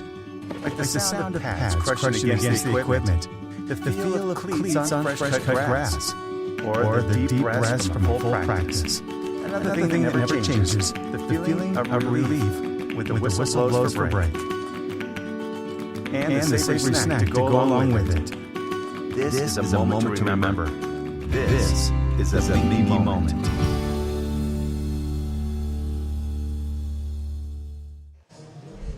Back here at Kentucky Proud Park on the campus of the University of Kentucky, nestled neatly between the Bell Soccer Complex and Kroger Field. I can't get used to saying Kroger Field. Been Commonwealth Stadium for a majority of my life till the last couple of years. But Kroger Field, and it has become a very nice drive between Harrisburg Road and Tates Creek now. Yep. And you got Colin Burgess, Blaine Deaton, the IU commit, and Eli Tenza, 2, 3, and 4 here. Straight through the heart of the order will go the Lafayette lefty as nice we crowd in here, are Darren. tied up. Yeah, really nice crowd, and it looks like people are coming in Filing still. in. It's 1-1. It'll be the first pitch at the knees on the outside corner to Burgess. Tates Strike Creek 1. got 1 in the bottom of the first. Lafayette counter with 1 in the top of this inning, the third. Creek's been held to 1 hit so far. By Hayden Tomazic. And pitch is high. 1 ball, 1 strike to Burgess. Burgess popped up to the shortstop his first time up. 0 for 1. I'm sure Mr. Burgess was in the facility here when the Hokies came to play the Wildcat baseball team this year. If he was free, I'm sure he was. Mm-hmm. That's where he's going to play his college baseball. I know softball team also had him here in the postseason in the regional, the Lexington regional. 2-1 now, coming to Burgess, hit hard and passed. Hall in the 6 hole into left field, a hit. Good bit of hitting there by Burgess, and he's going to be run for. And yep, and this is the 3rd inning, and all 3 innings the Commodores have had the leadoff man on. Griffin Prince will run for the catcher Burgess. At first base, courtesy runner. That's the one rule I love. I do too. Of the high school ranks. I do too. The one I don't like in the major leagues, and I know they've done it to speed up, is the intentional walk without throwing the 4 pitches. But you're a professional pitcher making $1 million, yep, and you can't throw 4 pitches outside the strike zone, you don't need to be being paid for it. Pitches in the dirt. I know they're doing it to speed it up, but you can do other ways with that. Deaton is one of those guys that has a lot of room to put some muscle weight on. And when I say muscle weight, just maybe 15, 20 pounds would really help him. Throws over to first, does Thomas. It probably would. He's a good baseball player. Right player. Now, he's got a really good stroke. Most left-handers have a really nice swing. Yeah. I don't know why that is, but they do. Deaton to play his college baseball at IU in Indiana. I still don't know why Kentucky doesn't play Indiana anymore in football or basketball. Something happened, and we have another malfunction of the belt. That's just a great rivalry. IU, Kentucky. Yeah. Yeah, and for basketball, IU wanted to play it on each school's campus arena or at their home arena, and UK wanted to go to the Dome and I think somewhere else that was big that would be the Kentucky home part of it, and split the pot. Yep, 2 hits now for Creek, 3 for Lafayette. 1-1 is your score. If you're just tuning in here to all the different ways you can catch this broadcast audio. And found, well, I tell you what, Vitito's taking a couple of shots on foul tips back. That got him in the face mask this time. He's busy back there. Well, you call, no pun, not talking about anybody, but my brother was a catcher. That's why they call them the tools of ignorance. You got to be a little off center to go back there behind the plate. Even as an umpire, you got to be a little off center. Yeah. I agree. Yeah. 1 ball, 1 strike to Deaton. They've got him picked off. They throw down to second, and a nice throw by the first baseman, Halterman. That is a tough throw for a first baseman. You've got a great pitcher down there at first base, Halterman. We saw that arm last night. It's a live arm, and he threw an absolute laser to second base to nail the base runner, Prince, who was running for Burgess. Well, they picked him off. Prince was going on the first move with the left-hander. Tomazic delivers, and that one fouled back. We saw that last night from Deaton quite a bit. He was on the pitches, which someone said, how can you tell that? Well, when he fouls it straight back. That means you're right on it. You're just a little bit either out ahead of it or underneath of it. 400 here to dead center and 320 down the lines. It's going to take a poke to get it out of here. Oh, yeah. You're going to have to get a hold of it. Now, I will say that. The one Blythe hit last night would have been out of here. Yes. The one that Blake hit for Lafayette would have been out of here. It actually may have been on the walking path over there for the one Blake hit. I think it was. He crushed it. The 2-2 coming to Deaton. Strike 3 call, and, boy, he locked him up with a good breaking pitch. And lefty there's 2 outs. on lefty. Yep, and that's the advantage that the lefty will have with the left-handed hitters in any lineup. Brings up Eli Tenza. He's the run producer for Tates Creek. Got the RBI, knocked in Blythe back in the first inning for the lone run for the Commodores. We're tied at 1. We have to give our buddy Chris Minter a little hard time, but we got a really emphatic third strike call. He's getting to the age now, he does that a little too much. He'll throw his back out. This one popped up on the first pitch into center field. Lancenace. Yep, and it'll go over to right center and make the play, and the inning is over. A 1-2-3 inning after the pickoff. Yeah, and what a throw it was by Halterman. And we're through 3 complete here in Lexington, all tied at 1 on the Prep Spin Sports Network. Mingy Beef Jerky, game of the week. That's right. Some things never change. Like the sound of pads crushing against the equipment, the feel of cleats on fresh-cut grass, or the deep breaths from full practice. Another thing that never changes, the feeling of relief with the whistle blows for break. And the savory snack to go along with it. This is a moment to remember. This is a Mingy moment.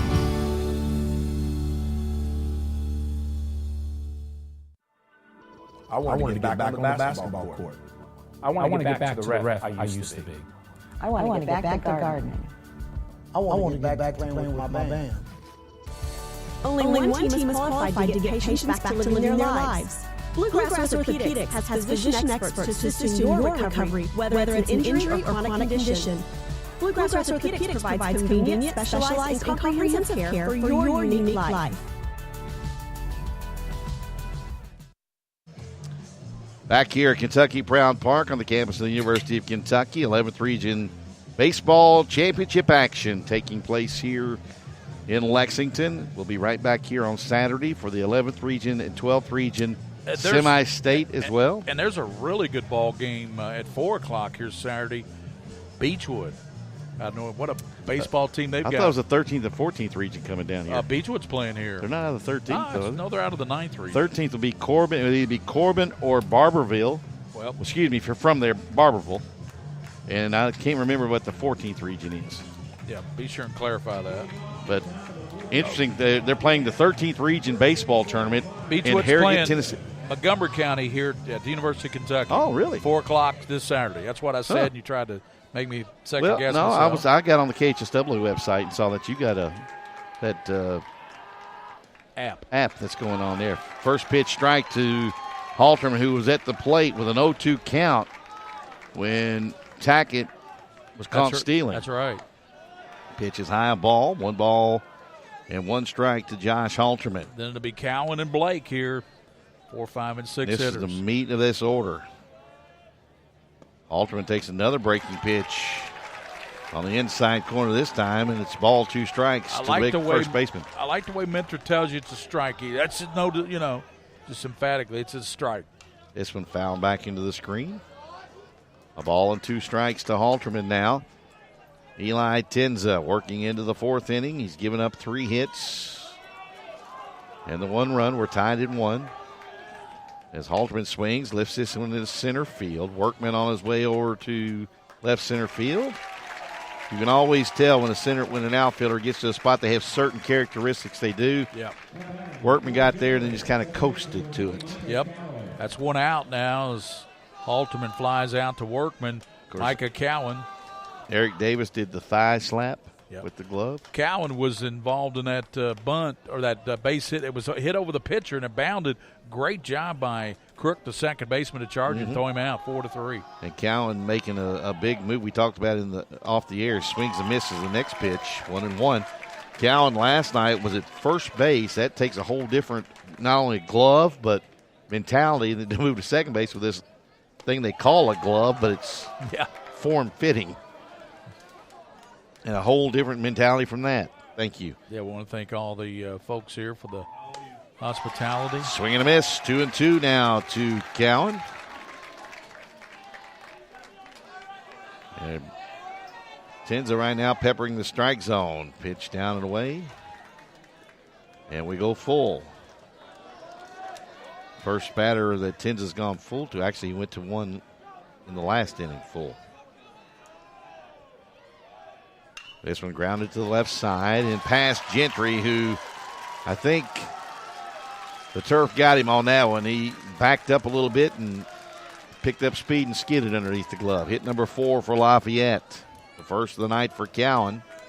He's aboard with 1 gone, and it brings up Austin Blake. And tell you what, Mr. Blake, we talked about the ball he hit last night, his first time to the plate. It was a short, compact swing, and he got every bit of the baseball. I believe that was his third home run. Third home run to lead Lafayette. He takes a pitch on the outside corner, strike. And the thing about it was, too, he took one of the longest home run trots you'll ever see. He was, I think there was a message there. Yeah, he was enjoying it. I do know that. He should. I enjoyed it. Yeah, there's a whole lot of people that enjoyed that. He hit it the proverbial country mile.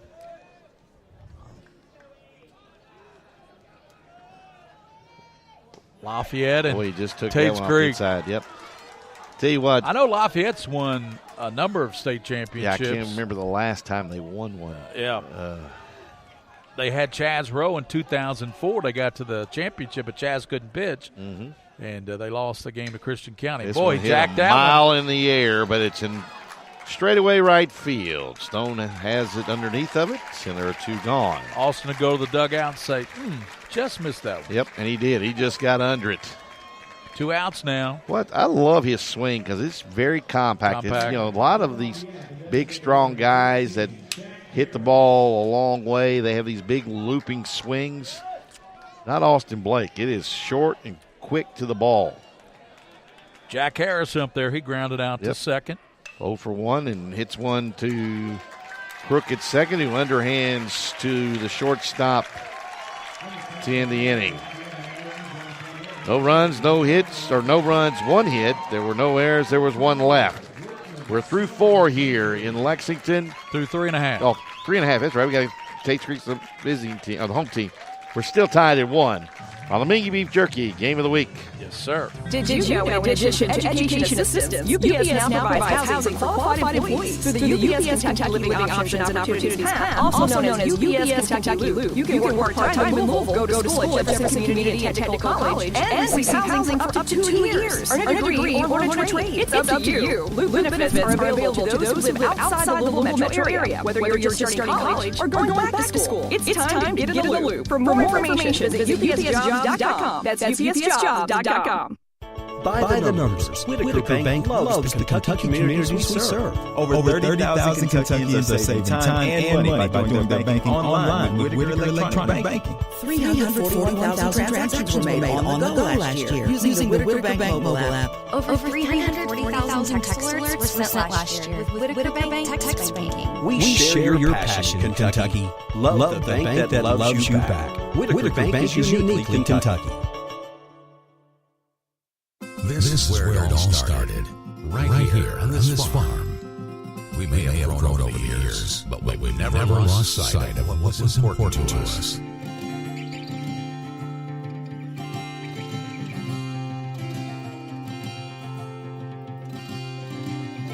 We're continuing that tradition today, and we always will be for generations to come.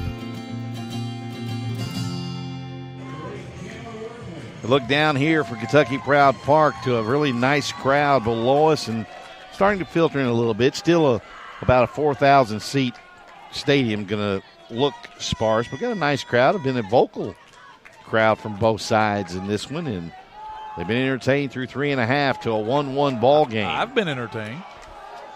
It'll be the top of it'll be Workman. Workman leading off, the number 5 hitter. He lined out to the left fielder his first time up. Fouls it back into the screen, 0-1.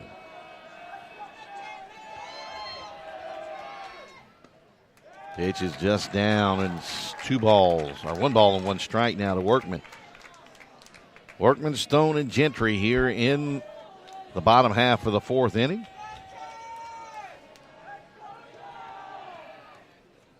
In the dirt, or theoretically in the dirt. Even as broadcasters have to adjust to this sports turf stuff, don't we? Yes, we do. Used to be 3 yards and a cloud of dust when it came to football. Now it's 3 yards and a puff of crumb rubber. Douglas has a big scrimmage game in August. We're going to broadcast that on Prep Spin. They scrimmage Trinity out of Louisville. 3-1 to Workman leading off here in the 4th. And strike, and Workman Good pitch. Yeah, that was a good pitch on the outside corner. And Workman came back and said, "You sure about that?" To Chris Minter, the home plate umpire. And well, he's crowding the plate. Yeah, Chris looked at him and said, "Yes, sir, I am." The 3-2. Strike three swinging. Good comeback by Tomasic. 4th strikeout in the ball game here in the 4th inning by he has Hayden walked, Tomasic. and he's walked 3, but he's overcome those. The only walk that hurt him was the leadoff walk in the bottom of the 1st inning to Blythe. Man, earlier today, would you have thought we had this sunny, beautiful evening here in Lexington? No, and it's really comfortable. I think 75 degrees is the temp right now. I mean, it was a frog croaker earlier today. Oh, no, he didn't. He went there. Ball, no strikes to Grant Stone, the right fielder, who flew out to the center fielder. Now he's ahead in the count, 2-0. What exactly is that, by the way, Gary? A frog croaker? It's a lot of rain. It's a lot of rain. Too much rain. The 2-0 is high, 3-0. Oh, my goodness. You get a great pitch to get Workman swinging, and then you go to 3-0 to Stone, a number 6 hitter. And you've not been close with any of them. Yeah. The 3-0 coming. Pitch right down the middle of the plate, 3-1. 1-1 is your score. It's been a 11th region final that back and forth, but only 2 runs total, 1 by each ball club. Here comes the 3-1. It's high, maybe a little bit off the inside of the plate, and a 1-out walk.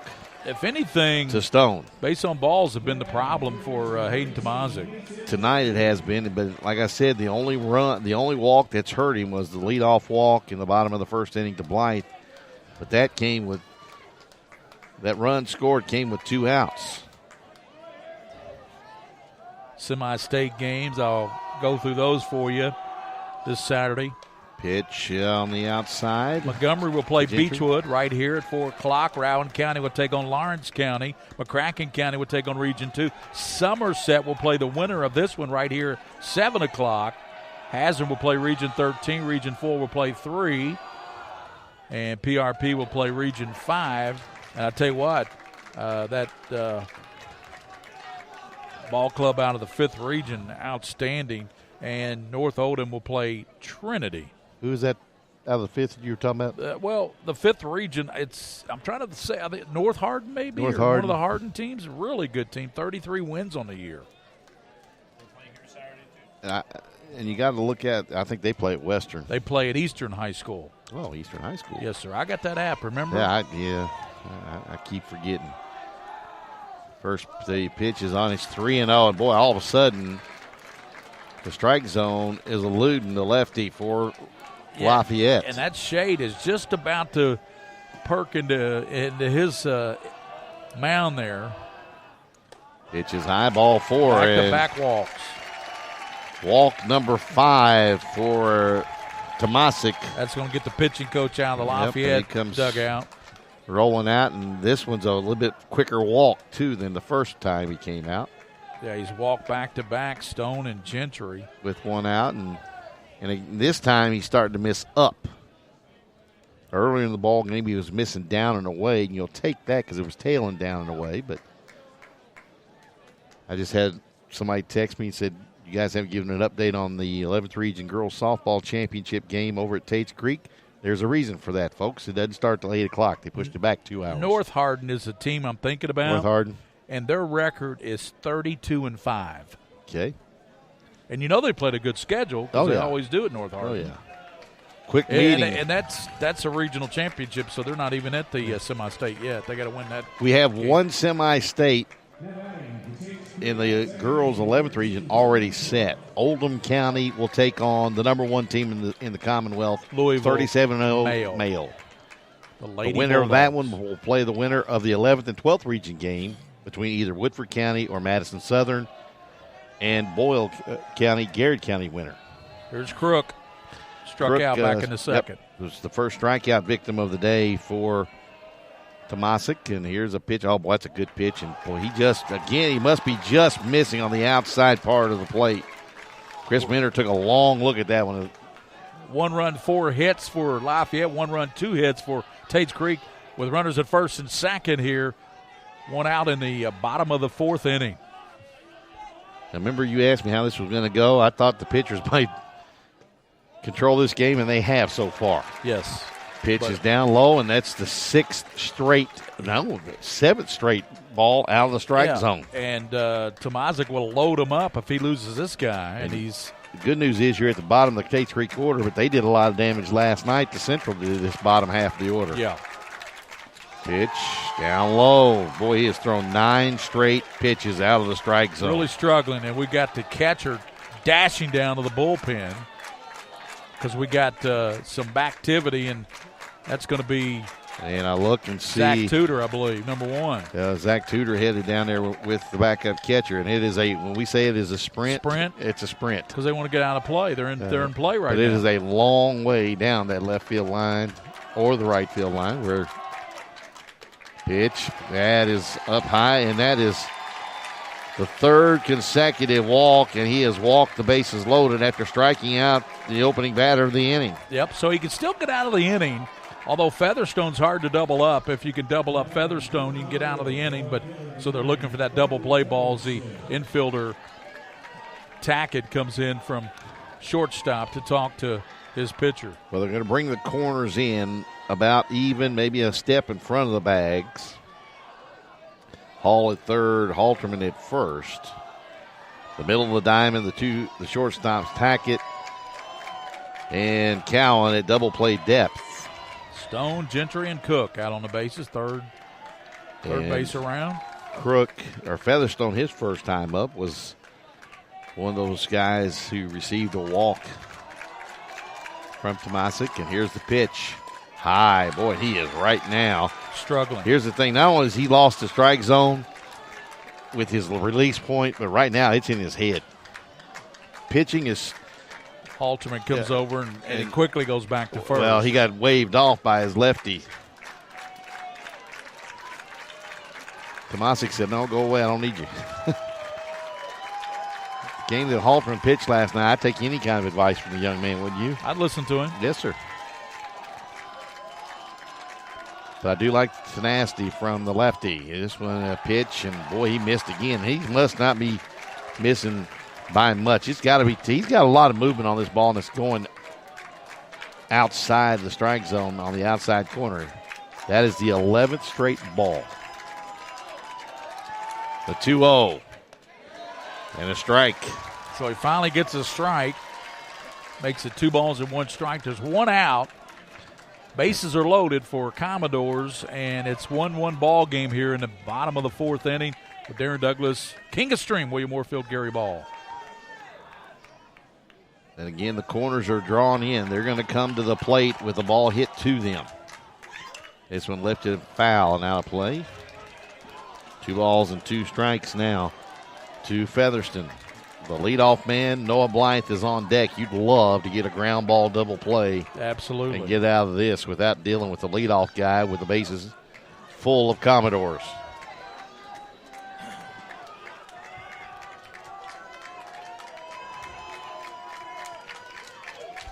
Bradley Featherston, 286 hitter.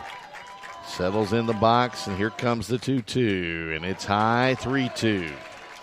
Made a couple of nice pitches to get the count back even, did Tomasic, but now he's back in a 3-2 hole, and let's see if Coach Pointer decides to start his runners with only 1 out with the full count. They hold. And it's ball 4, and Featherston draws a bases-loaded walk. Walks in the go-ahead run. This is uncharacteristic.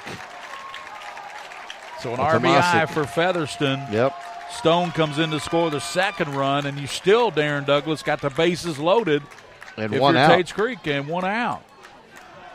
But then coming in, Tomasic had only walked 21 batters in 53 2/3 innings. So control had not been a problem. Had not been a problem at all. in 13 games appeared. Here's Blythe. Swung on and fouled back, and Blythe just missed a pitch that was up just about a little bit above the belt. He struck out his last time back in the second. And he struck out on a good pitch down and away. It looked like maybe a changeup from Tomasic. The 0-1 to Blythe with the bases loaded. This one popped up.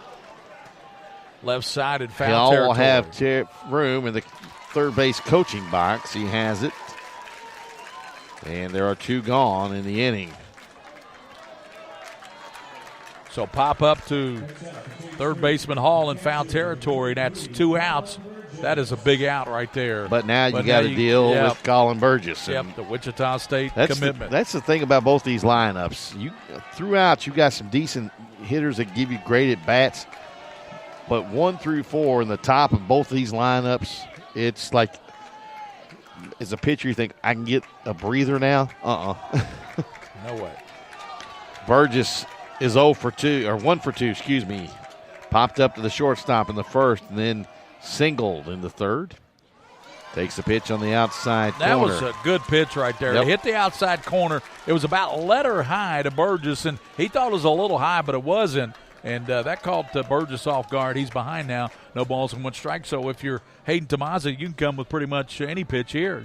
You're heading to count with 2 outs. But you better make sure if you make a pitch and you try to come in on Burgess, you get it in. He had 2 home runs in the district championship, and they were just absolute line drive lasers. Well, Lafayette scored in the district championship game against Tates Creek. They were outscored 10-0 in the 2 regular season contests, 4-0 and 6-0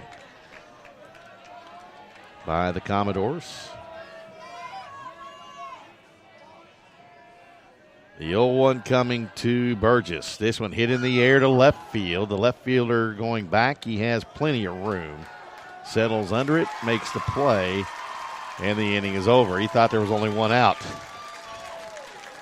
But in the inning for the Commodores, they get a run on no hits. There were 3 left. There were no Lafayette errors. We're through 4 complete in Lexington. 2-1, Tates Creek for the 11th Region Championship on the Mingy Beef Jerky Game of the Week.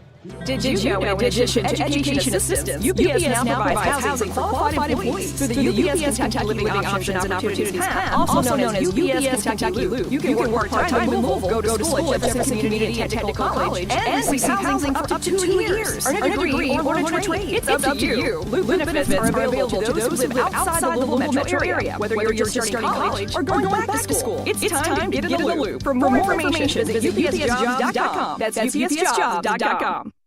By the numbers, Whitaker Bank loves the Kentucky communities we serve. Over 30,000 Kentuckians are saving time and money by doing their banking online with Whitaker Electronic Banking. 341,000 transactions were made on the go last year using the Whitaker Bank mobile app. Over 340,000 text alerts were sent last year with Whitaker Bank text banking. We share your passion, Kentucky. Love the bank that loves you back. Whitaker Bank is uniquely Kentucky.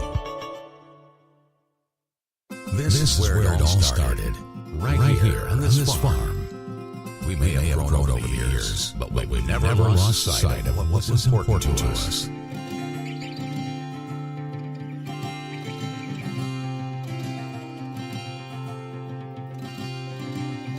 We're continuing that tradition today, and we always will be for generations to come.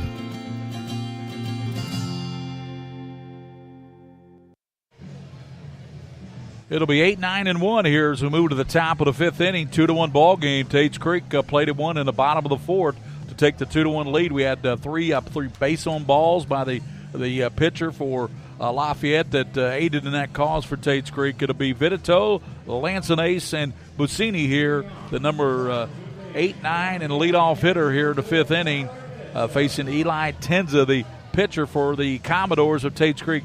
They lead 2-1, Darren. Yeah, 4 straight walks by Tomasic, and that is totally out of characteristic. And I think it really got into his head, the fact he was really struggling with the control. Tenza call strike as he faces Tyler Vitito, the catcher for the Lafayette Generals. 28-11, the record for Lafayette. 30-7 for Creek. Pitch and swung on, hit out towards shortstop. Lush charges, fires on 1 foot, throws him out. Xavier Lush made it look easy, but it wasn't easy. What is Lush, a sophomore? And I believe. Or is he a junior? We're going to look that up for you. Junior. Okay, yeah, he's an underclassman. Be back next year. So that brings up Nathan Lancianace, the center fielder. He's played a good center field, hasn't he? He has. Fouls that one out of play behind home plate. Then you go to the top of the order in Ryan Buscemi, the left fielder for Lafayette, facing Eli Tenza. The only mistake he really made in the field. Now that pitch just missed high. Was when in the opening inning when Blythe scored the run, he overthrew his cutoff man, allowing the Tenza to go down to second. Unfortunately, it didn't hurt the Generals. That pitch just missed outside. When I say just missed, long look by Tenza into the that, and you get an ooh and ah from the crowd. Yep. Here's a 2-1 pitch with 1 out. Lancianace, and that's going to be a call strike. Outside corner. 2 balls and 2 strikes to Lancianace, the number 9 hole hitter for the Lafayette Generals. But you're going to get a lot of oohs and ahs from both sides. Swing, and he fouls it back behind home plate. But I think Chris Minner, the home plate umpire, I think his zone has been consistent. That was like a check swing or something. Like he just barely got a piece Yeah, of he's that kind ball. of flicked the wrist just a little bit. Swing and a miss, strikes him Good out. pitch.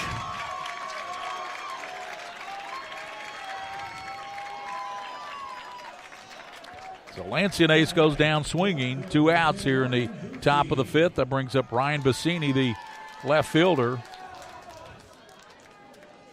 Walked in the first. Flew out to first base in the 3rd inning.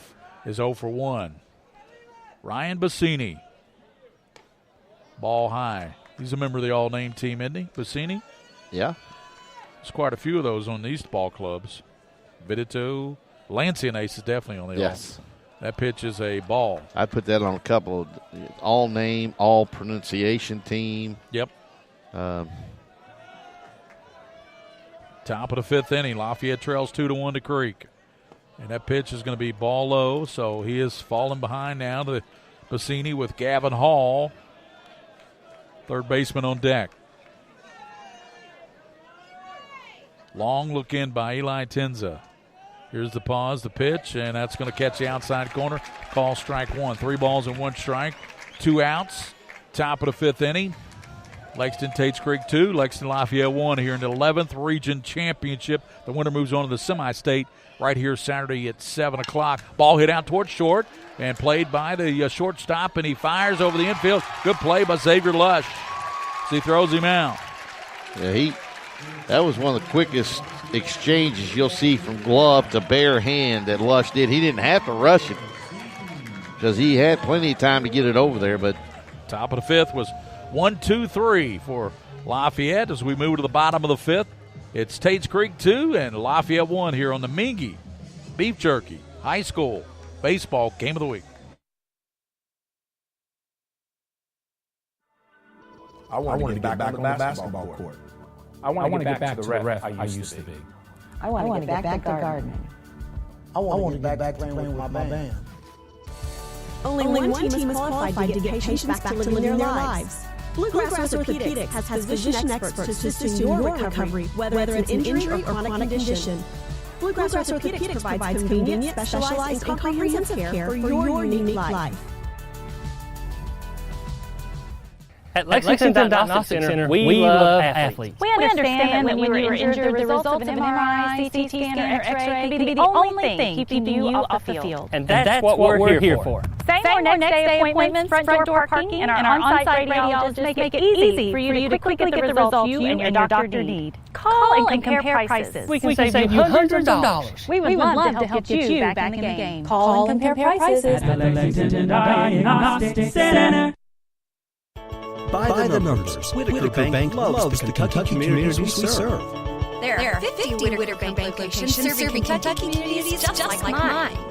61 Whitaker Bank ATMs throughout Kentucky make getting quick access to cash easy. Whitaker Bank staff serves the needs of nearly 70,000 Kentucky customers every day.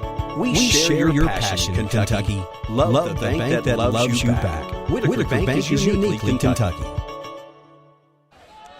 Blaine Deaton, Eli Tenza, Chandler Workman here, 3, 4, and 5 as they face Hayden Tomazic, who had some control issues in the last inning as he rocks and fires, and that's going to be a strike on the outside corner to the left-hand hitting Deaton. Tenza, the pitcher for Creek, is on deck.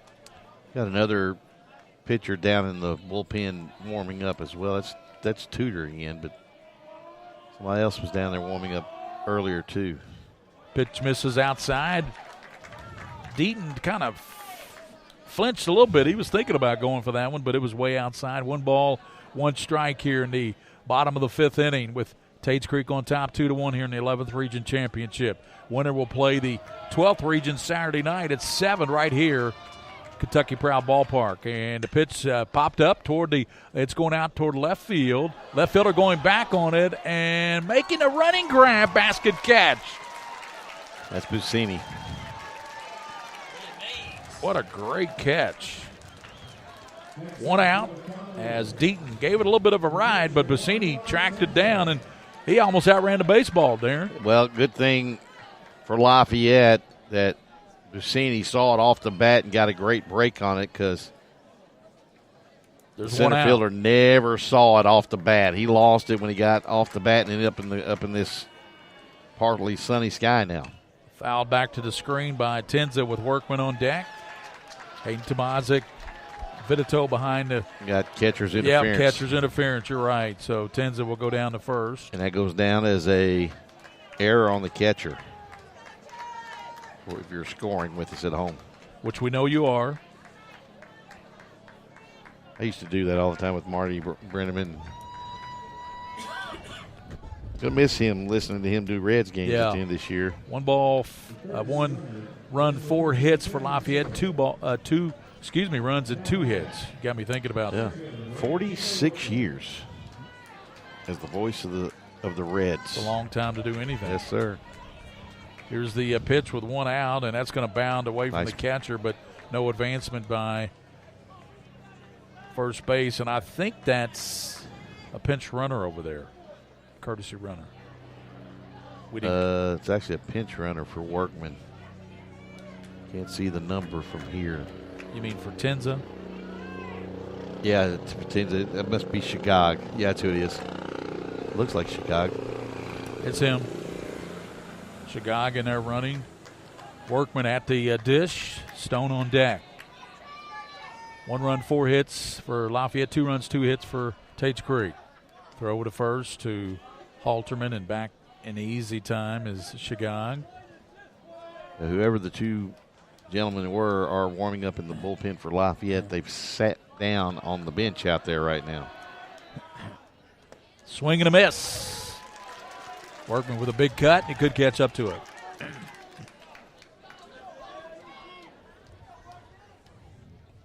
Looks like Collier Day and Zach Tudor are the 2 pitchers out there warming up and have since ceased. 1 ball, 1 strike, 1 out. Blaine Deaton led off and flew out to left field. A basket catch out there by Buscemi. Chandler Workman struck out in the 4th, flew out to center field. Lancenace in the 1st. 1 foul back to the screen. 1 ball, 2 strikes. Grant Stone, a right fielder, on deck for Tates Creek as they bat here in the bottom of the 5th inning, and they lead Lafayette 2-1. Great regional championship here. Right now that shadow is all over the infield except for the shortstop and second baseman now. 1-2 to Workman, and now Hayden Tomazic will step back off the rubber and regroup himself.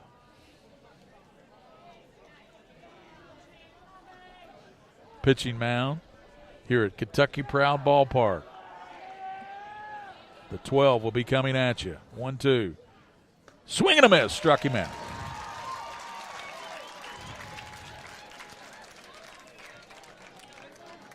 got away with that when that was up a little bit, and Stone Workman just pulled his head off the ball a little bit and unable to catch up with it up top. 5 strikeouts in this game for Hayden Tomazic. There are 2 outs now. He needs to get this out to get out of this 5th inning and get the bats back for his ball club. I'll tell you what, we talked about the walks that he's had in the ball game. He's only given up 2 runs. I think he's walked 7. I'll have to count here in a minute.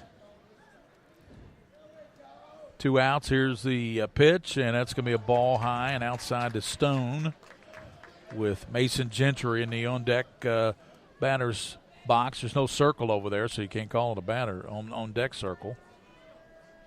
Just in the batter's box. He's walked 7 tonight. Struck out 5, walked 7.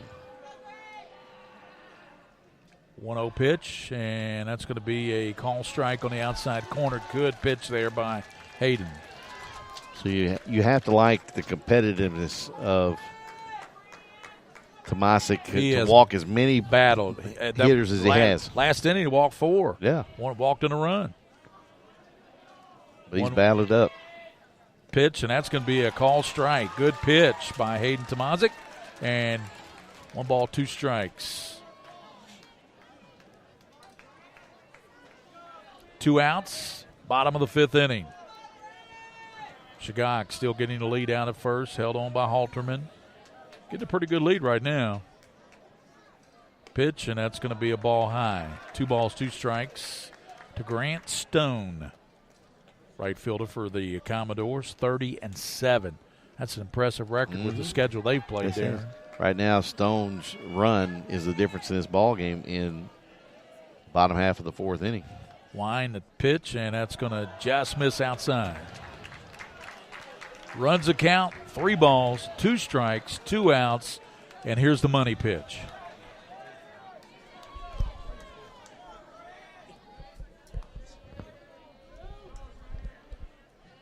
Two-1. Here's the pitch, and that's going to be popped up out of play, right side. Everybody will go back. Chicago will go back to first. Now, Chicago's going to get a head start, so anything hitting the gap that may get past the outfielders, Chicago's got a good chance of scoring from first with the 2 outs and a full count.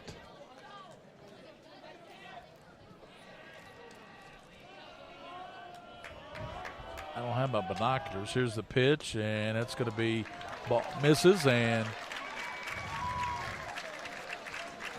what's the number of the young kid at second, Darren? That's Micah Cowan, the second baseman for Lafayette. The kid that just ran to second for Tates. That's Chicago. Well, no, what's the number? 16. That's Austin Potts. Oh, Austin. Chicago's for Lafayette. Yeah, he plays for Lafayette. That's why do we keep saying it? We screwed ourselves up. A lot of names. Austin Potts. Yeah, it's not Chicago. He plays for Lafayette.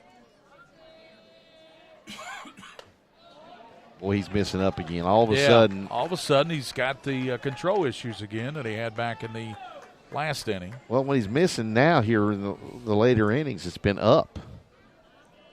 That's not good with this Tates Creek lineup.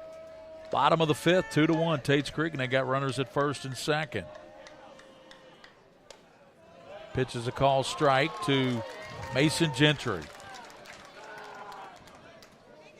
By my count, that's pitch number 87.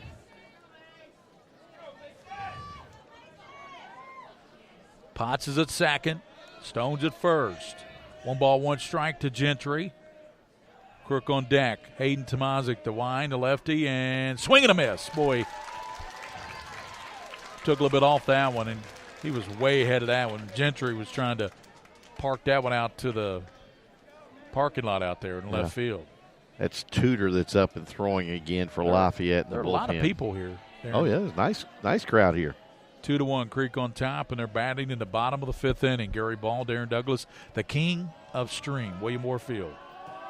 Pitch and swing and a miss. He got him swinging as he got Gentry going down on swings, and for Creek, they get no runs. They leave 2 men on base as we go to the 6th inning. After 5, it's Creek 2, Lafayette 1 on the Mingy Beef Jerky High School Baseball Game of the Week. Folks, this is Gary Ball. You hear my catchphrase, soup and a sandwich. When I want the best potato soup and prime rib sandwich, I head over to Rafferty's restaurants after my games. Check out Rafferty's 9 great locations throughout Kentucky, and all you teams can eat at Rafferty's before those big ball games. The open prime rib sandwich is what legends are made of. Ask Joe B. Hall, the legend himself, it's his favorite. Rafferty's a big supporter of high school sports throughout Kentucky. Rafferty's, where the special is you. Some things never change. Like the sound of pads crushing against the equipment, the feel of cleats on fresh-cut grass, or the deep breaths from full practice. Another thing that never changes, the feeling of relief with the whistle blows for break. And the savory snack to go along with it. This is a moment to remember. This is a Mingy moment.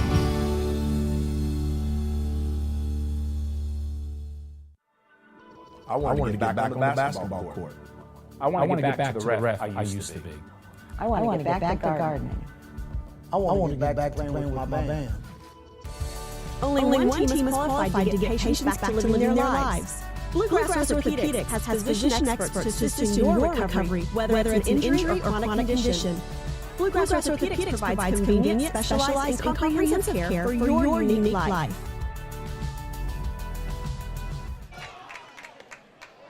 Move to the top of the 6th inning. A first pitch ball to Gavin Hall. 2, 3, and 4 as Tenza goes right through the heart of the Lafayette lineup. This is a good chance for Lafayette to either draw even or maybe take the lead with this part of the order. 1 ball, 1 strike. Hall hits it on the ground to the second baseman, Crook, who goes over to Deaton. Easy play for the second baseman, and there's 1 gone. 1 out here in the top of the 6th inning as Gavin Hall grounds out to second. Well, somebody said, what do you mean the pitchers have dominated this game? How about this? 2 runs, 2 hits for Tates Creek, 1 run, 4 hits, and an error for Lafayette. And they trailed in the game. Yep. They got 4 hits. They've out-hit Creek, but they trailed 2-1. Brings up the shortstop, Samuel Tackett. Tackett is 2 for 2. He has 2 of the 4 general hits. Well, he's a Virginia Tech commit, so. And he also came in batting only 291. Kind of surprising. Well, Connor Lewis pitched a well of a ball game. Pitched to Jim yesterday. Of course, it helped when you come out of the chute and you got a 4-0 lead right out of the gate. This one popped up in foul territory. Deaton calls off the catcher Burgess and the pitcher Tenza, and they're quickly 2 gone into the top half of the 6th inning.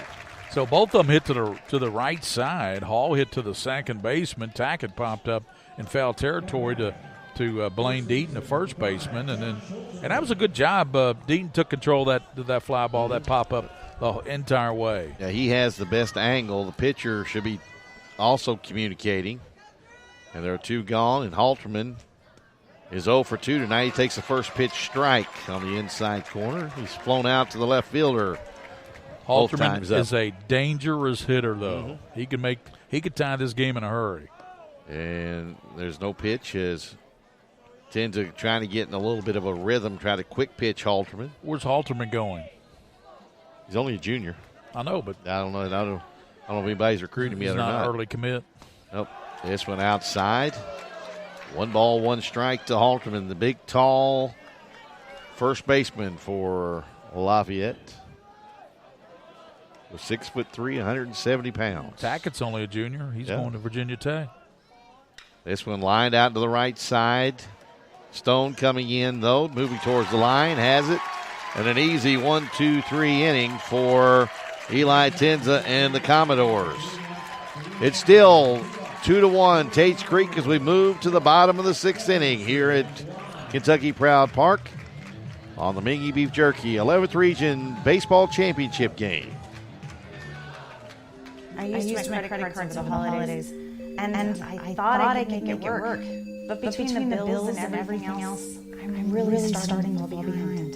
A lot of people out there are drowning in debt. We're at Atkinson Kermode. You can have a brighter future away from debt. We've come the way to get you started for less. Say no to debt. Get your bankruptcy started for as little as $78 today. In Lexington and now in London. Did you know, in addition to education assistance, UPS now provides housing for qualified employees through the UPS Kentucky Living Options and Opportunities Path, also known as UPS Kentucky Loop. You can work part-time in Louisville, go to school at Jefferson Community Technical College, and receive housing for up to 2 years. Earn a degree or learn a trade. It's up to you. Loop benefits are available to those who live outside the Louisville metro area, whether you're just starting college or going back to school. It's time to get in the loop. For more information, visit upsjobs.com. That's upsjobs.com. This is where it all started.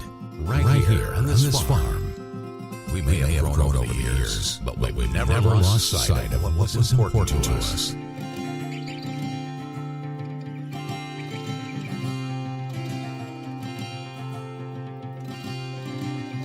We're continuing that tradition today.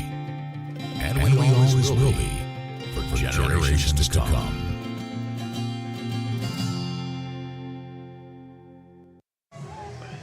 Tates Creek coming to bat here in the bottom of the 6th inning, leading 2-1, and they hope this will be the final time they'll have to come to bat. But yeah, they hope.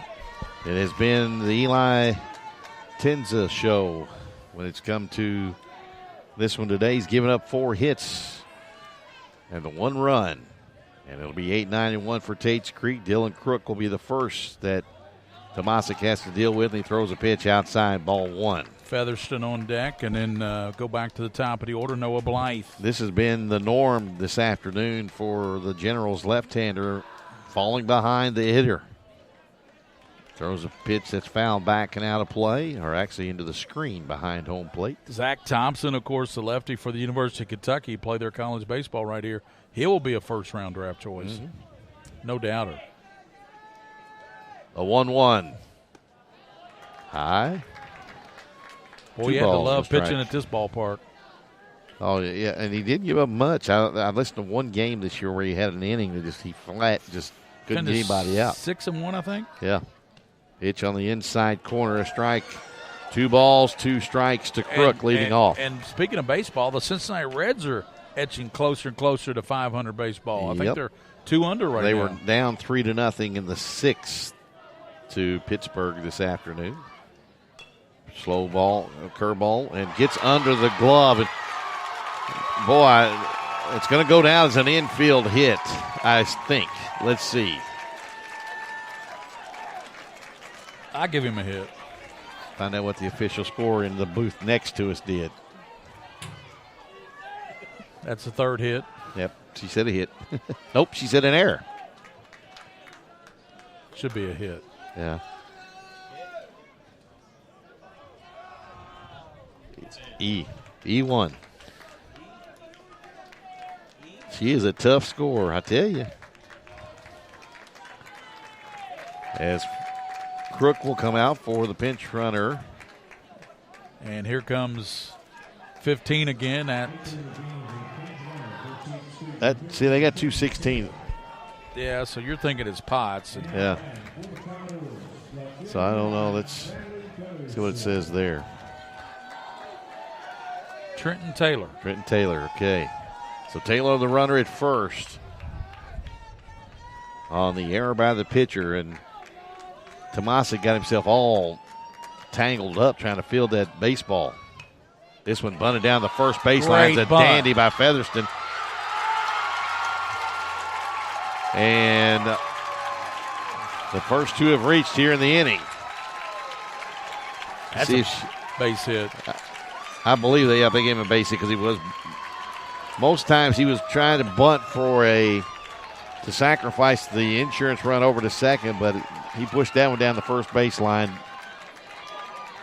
and then beat it out. So the first 2 have reached, and Coach Chris Langston on his way to the mound. And Tomasic has had better days than he's seen today, but he's only given up 2 runs on 3 hits. Big 6'2" Zach Tudor will come in relief, and we'll pause for these breaks and come back and tell you more about Zach Tudor. 2-1, Tates Creek leading here in the bottom half of the 6th inning. We'll be back on the Mingy Beach Circuit Game of the Week.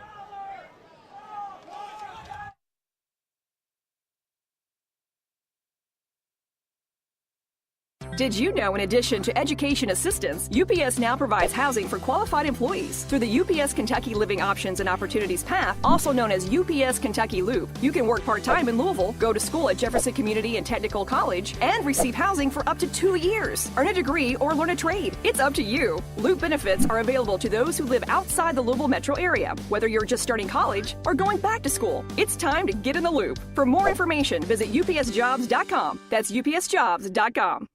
This is where it all started, right here on this farm. We may have grown over the years, but we've never lost sight of what was important to us.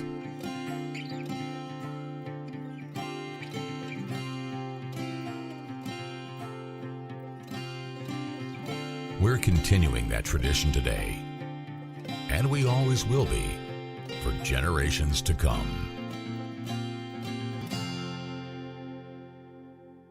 Folks, this is Gary Ball, and you hear my catchphrase, soup and a sandwich. When I want the best potato soup and prime rib sandwich, I head over to Rafferty's restaurants after my games. Check out Rafferty's 9 great locations throughout Kentucky, and all you teens, you can eat at Rafferty's before those big ball games. The open prime rib sandwich is what legends are made of. Ask Joe B. Hall, the legend himself, it's his favorite. Rafferty's is a big supporter of high school sports throughout Kentucky. Rafferty's, where the special is you. Zach Tudor, he's pitched in, his record is 2-0, 2.91 ERA. He's given up 15 hits in those 21 innings, 9 runs, and 9 earned runs, struck out 31. Right-hander. Big right-hander, 6'2". And he's in a little bit of a jam. A walk and a bunt single have put the first 2 on, and back to the top of the order we go for Tates Creek, and it'll be Noah Blythe. Blythe tries to bunt it foul in the box. He got it down, but it bounced up and hit him while he was in the box. Chris Minner right on top of it, the plate umpire. 0-1 to Blythe. Well, you're playing with fire if you're Lafayette right now. You have 2 men on, nobody out. You have Blythe now, Burgess, and then Deaton. Yep, That's of the a order. tough way to go. The 0-1 coming to Blythe with nobody out. Taylor at second, bunts the ball and goes foul down the third baseline. So Blythe not happy with himself because he can't advance her runners. Well, he turned around and looked at the on-deck circle, Burgess, and evidently Burgess may have said something pretty funny because he kind of had a grin on his face, did Blythe, at his teammate in the on-deck circle. Ball game approaching 1 hour and 50 minutes here at Kentucky Proud Ballpark. Quick moving game. As Tudor in relief of Tomasic.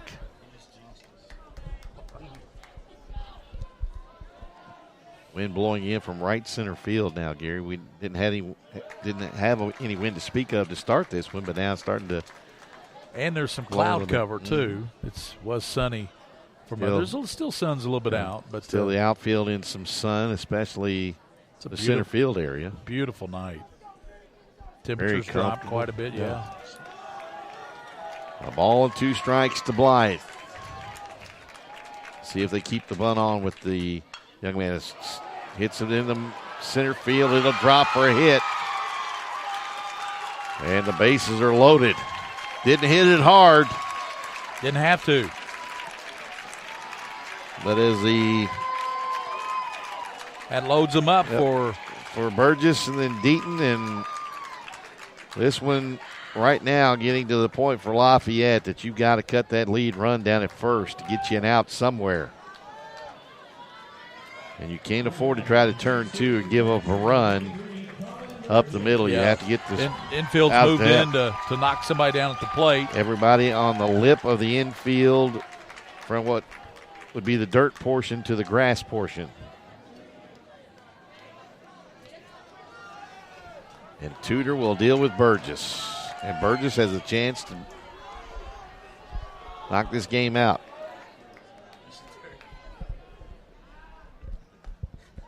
First pitch is a called strike, 0-1. Taylor acting like he was coming home But if I'm Taylor, I'm careful. I let Burgess swing the bat. I don't want to try to. Oh, yeah, you let Burgess swing don't be away. a hero there. Blaine Deaton is on deck. The 0-1 to the Tates Creek catcher. Lined up the middle, base hit into center field. Taylor will score as everybody just moves up 90 feet. Commodores add to that 2-1 lead. They now lead 3-1. That was a laser shot off the bat of. Now, if you're back at normal depth with nobody on third and you're at double play depth and up the middle, that's a ground ball to the shortstop, and you got a 6-4-3 double play. But with the infield drawn in, it still loads them up. No chance at it. And it brings up Blaine Deaton, who's 0 for 3. A fly ball to right, a strikeout looking, and a fly ball to left. Nobody out here in the bottom of the 6th. A 3-1 lead now for the Commodores. A 5-hit night so far for the Commodores. Pitch is high from Tudor. Action still in the bullpen down in the right field corner for Lafayette. That's Collier Day down there.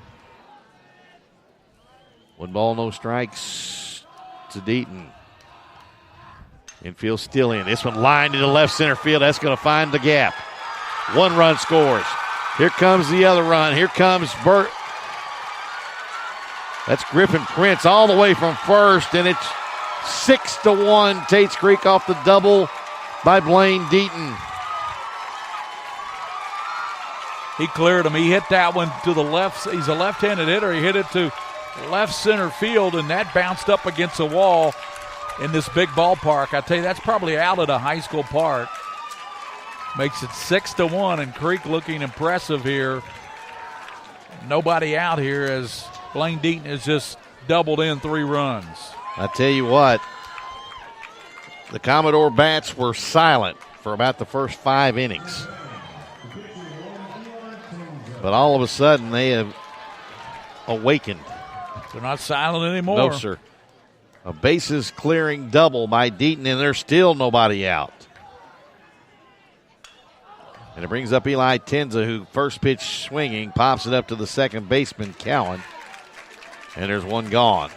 1 out here in the bottom of the 6th. That's the 3rd time that Tenza's first pitch swinging. He's flown out to right field in the first inning doing that. He was called out on strikes in the 3rd, and he flew out to left. 6 runs, 6 hits for the Commodores. 1 run on 4 hits, 2 errors for Lafayette. Yeah, one of the 2 errors, actually neither error has hurt Lafayette. It has been the walk until this inning. Commodores have scored 4 runs on 3 hits. Actually, 4 runs on 3 hits. And there was that 1 error on the catcher's interference to lead the inning off. So one of the errors did hurt. Brings up Vidito going nice job of blocking the ball there, down and away from him. Yeah, Tudor keeping him busy. Workman will move ahead in the count. 1 ball, no strikes. Workman tonight struck out 0 for 3. Struck out a couple of times. A line drive to left. Breaking pitch on the outside corner, a strike. Evens the count. 1 ball, 1 strike. There's 1 out here in the bottom of the 6th, but it's been an eruption by Creek. 4 runs here in the bottom of this inning. You get the feeling they can do that at any point in time if they start seeing the baseball out of the pitcher's hand. They can put 3-4 runs in an inning on anybody. The 1-1 in the dirt hits the face mask of Deaton. Thought about coming home because Tudor was about half asleep on the mound. He just threw the ball on the ground, and Vidito tried to block, and it came up at him in the face mask, bounced towards the Lafayette dugout. Deaton got a great read on it. Took a big turn at third because Tudor was just kind of hanging out on the mound out there. Yep. Wasn't covering the home plate area. Remembered, I got a guy still on base here. I better get over there. 2-1. Berkman fouls it back and out of play to the right side of home plate. Have you been to the Kentucky Proud Ballpark this year, Darren? This is the first time ever, and I tell you what, when you come into this, they call this a press box. It's like a maze getting up in here. I would have had to have a GPS to get up in here. Down in the dirt, we go 3 balls, 2 strikes. I just came right in, got on the elevator, came up to the bar. It wasn't hard at all. Well, have you been in here before? Never. Not in the press box. Okay. You've been in the building, though? Yeah, I've seen the facilities. Okay. Well, my brother put the washer and dryers in the clubhouse this year. Okay. This one hit into center field. Tagging at third is and this Deaton. One, boy, he's going to airmail this one up too high. So Deaton scores. And the RBI. And I see the reason IU recruited Deaton. He not only is a good hitter, he runs the bases very well for a big guy. Yeah. And you saw him almost take home on that one, Darren, and he was at second in a hurry on that double to the wall, brought in 3 runs, and he tagged up and scored easily on that fly ball. Well, he'd been quiet today, had Deaton. He was 0 for 3. A couple flyouts and a strikeout, and when the chips were down and they needed their number 3 hitter to deliver a big hit, he came through for them. 5 runs here in the inning for Creek. They've broken it open a little bit. Lead 7-1. This one hit in the air to the right side by Stone and is caught by the shortstop. Tackett.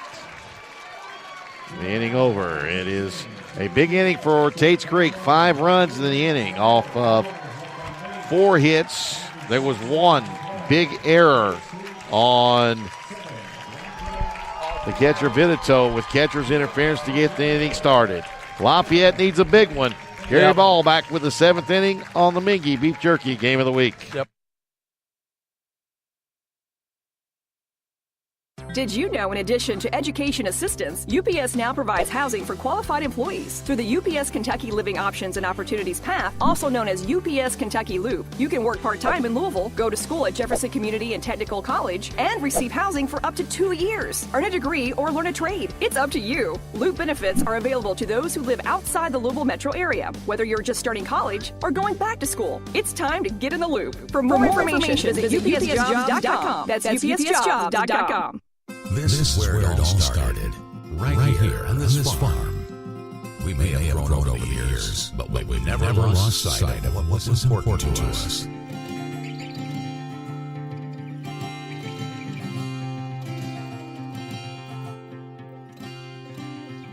We're continuing that tradition today, and we always will be for generations to come. Folks, this is Gary Ball, and you hear my catchphrase, soup and a sandwich. When I want the best potato soup and prime rib sandwich, I head over to Rafferty's Restaurants after my games. Check out Rafferty's 9 great locations throughout Kentucky, and all you teens, you can eat at Rafferty's before those big ball games. The open prime rib sandwich is what legends are made of. Micah Cowan at the plate, flies out to center field, and a great catch by Workman, charging from center field, 1 out. 1 out. And that brings up Austin Blake.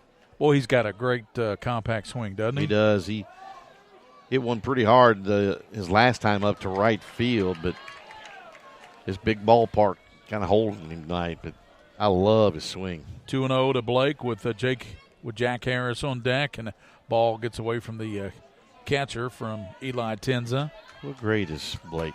If I don't mind, I'm going to grab that roster from you. He's a senior. I wonder how somebody hadn't gotten a hold of him recruiting-wise. They will. 3-0. And that's going to miss outside, so ball 4 to Blake. He heads down to first base. That's what you got to get on. You got to get base runners on if you're down 7-1 in the top half of the 7th inning. If you're Lafayette here in the 11th Region Championship, Tates Creek looking impressive in that last inning, plating 5. They lead 7-1. 7 runs, 6 hits for Tates Creek. Runner at first base now, swing and a miss, and he fouls it back. Harris back to the screen. Behind now, no balls and 1 strike with 1 out. Cowan led off the inning, flying out to center field on a nice catch out there by Workman. Yeah, and Dietman playing deep at first. Ball popped up to the right side, and it's going to be out of play. No balls and 2 strikes to Harris with Vitito waiting on deck, the catcher for Lafayette. Lafayette trying to win their 29th ball game. Creek trying to win their 31st. Winner here takes on Somerset Saturday night right here on Prep Spin. And that pitch just missed outside. A little bit high. One of the most interesting nicknames you'll ever find. Briar Jumper. Briar Jumper. That is a great nickname. So 1 ball, 2 strikes, 1 out. Ball hit right back to the pitcher. He'll try to turn 2 and end this ball game. This second turn 2 and dug out by Deaton at first base. What a play. And Tates Creek wins it. They get the last 2 outs on a double play. The Tates Creek Commodores, 11th region champions, impressive fashion, 7-1 over the Lafayette Generals. They not only win the 43rd district, they win the 11th region championship against their arch rival, the Lafayette Generals. And they beat Lafayette 4 times in one season. That is a tough dominated Lafayette, didn't they? 4 times, that's domination. Beat them 10-0 in the 2 regular season games. Yep, and 7-1. Yeah. What was the score at the district final? Do you remember? It was 7-5. 7-5. So giving up a total of 8 runs in 4 games to a really good offensive team in Lafayette. They win this game 7-1. We'll take a break, come back, and give you the final numbers from the 11th Region Championship, tell you about the all-tournament team and all the MVP and all that. 11th Region title goes to Tates Creek. They move on to the semi-state. We'll have that game right here on Prep Spin Saturday night at 7 o'clock right here from Kentucky Brown Ballpark at 7. We'll be right back here. 7-1, Tates Creek wins over Lafayette. They win the 11th Region crown. You heard it right here exclusively on PrepSpin.com audio. We'll be back on the Mingy Beef Jerky to wrap things up.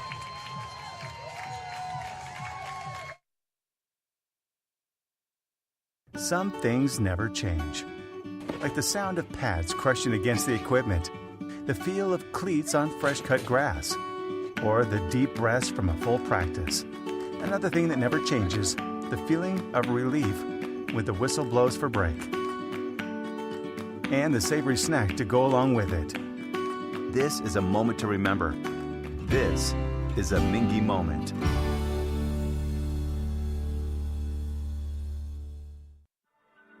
I wanted to get back on the basketball court. I want to get back to the ref I used to be. I want to get back to gardening. I want to get back to playing with my band. Only one team is qualified to get patients back to living their lives. Bluegrass Orthopedics has physician experts to assist in your recovery, whether it's an injury or chronic condition. Bluegrass Orthopedics provides convenient, specialized, and comprehensive care for your unique life.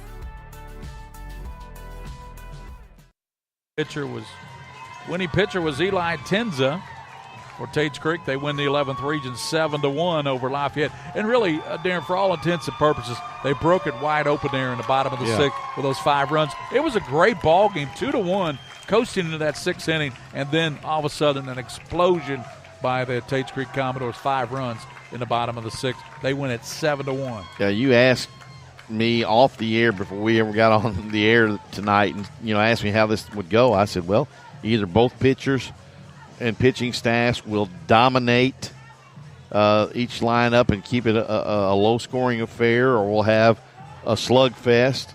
I didn't think one team would do the other, but Tates Creek shows why they are the best team in the 11th Region in 2019. They beat you in submission with their bats from 1 to 9. And they got a good pitching effort from Tenza. They win it 7-1. Tates Creek, the 11th Region champions. They move on to take on the 12th Region Saturday night right here at Kentucky Proud Ballpark.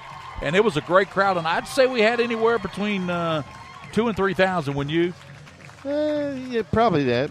Close to it. I mean, a nice crowd. I mean, it wasn't hot. The rain came in here, and just like they said in the forecast, the rain was going to come in. It was going to stay here for half an hour or so, and then the temperature would drop drastically, probably 15, 18 degrees. Tomazic, his trouble tonight, he walked 8 batters in 5 innings. He walked 8 of them. He gave up 4 runs, 3 earned. Tudor gave up the 3 runs in that 1 inning. Tenza pitched 7 and gave up 1 run. Your hitting stars tonight, Samuel Tackett, 2 for 3 to lead Lafayette hitting attack. And you look at Tates Creek, 2 for 4 for Burgess. And so he had the most hits for them in this game. And Tates Creek, did we have an attendance, Leanne? No attendance mark. So that's the final stats here from WL Stats. And Leanne Clark, thanks to her for all her. We'll be back Saturday. We'll be back here Saturday for the semi-state game. So semi-state Saturday night, 11th region and 12th region. It'll be Tates Creek and Somerset. Darren, your take on that ball game? I know Somerset's got a really good pitcher. Well, and he's actually a really good athlete for Somerset. He will be the baseball coach's son, Cade Gundy. I think will start. He's actually the ace. He's also their best hitter in the lineup, McGundy, and he's only a sophomore. So, you talk about talent across the Commonwealth in basketball and some that we've talked about in football. It is throughout every sport in the state of Kentucky. We got a bunch of really good young athletes. And we'll be back Saturday night at 7 o'clock with Somerset out of the 12th region against Tates Creek out of the 11th. An upset winner over Danville. 11th region champion, Lexington Tates Creek, 7-1. They got 5 runs in the bottom of the 6th inning to blow it open, 7-1 over Lafayette. And for our teammates tonight, William Warfield, the king of stream, making it sound so good here. And Darren Douglas on the call in color. It was 7-1. This is Gary Ball, so long from Kentucky Proud Ballpark. 7-1 Tates Creek over Lafayette. And the 11th region champion moves on to Saturday night. And you heard it right here on the Minky Beef Jerky High School Baseball Game of the Week.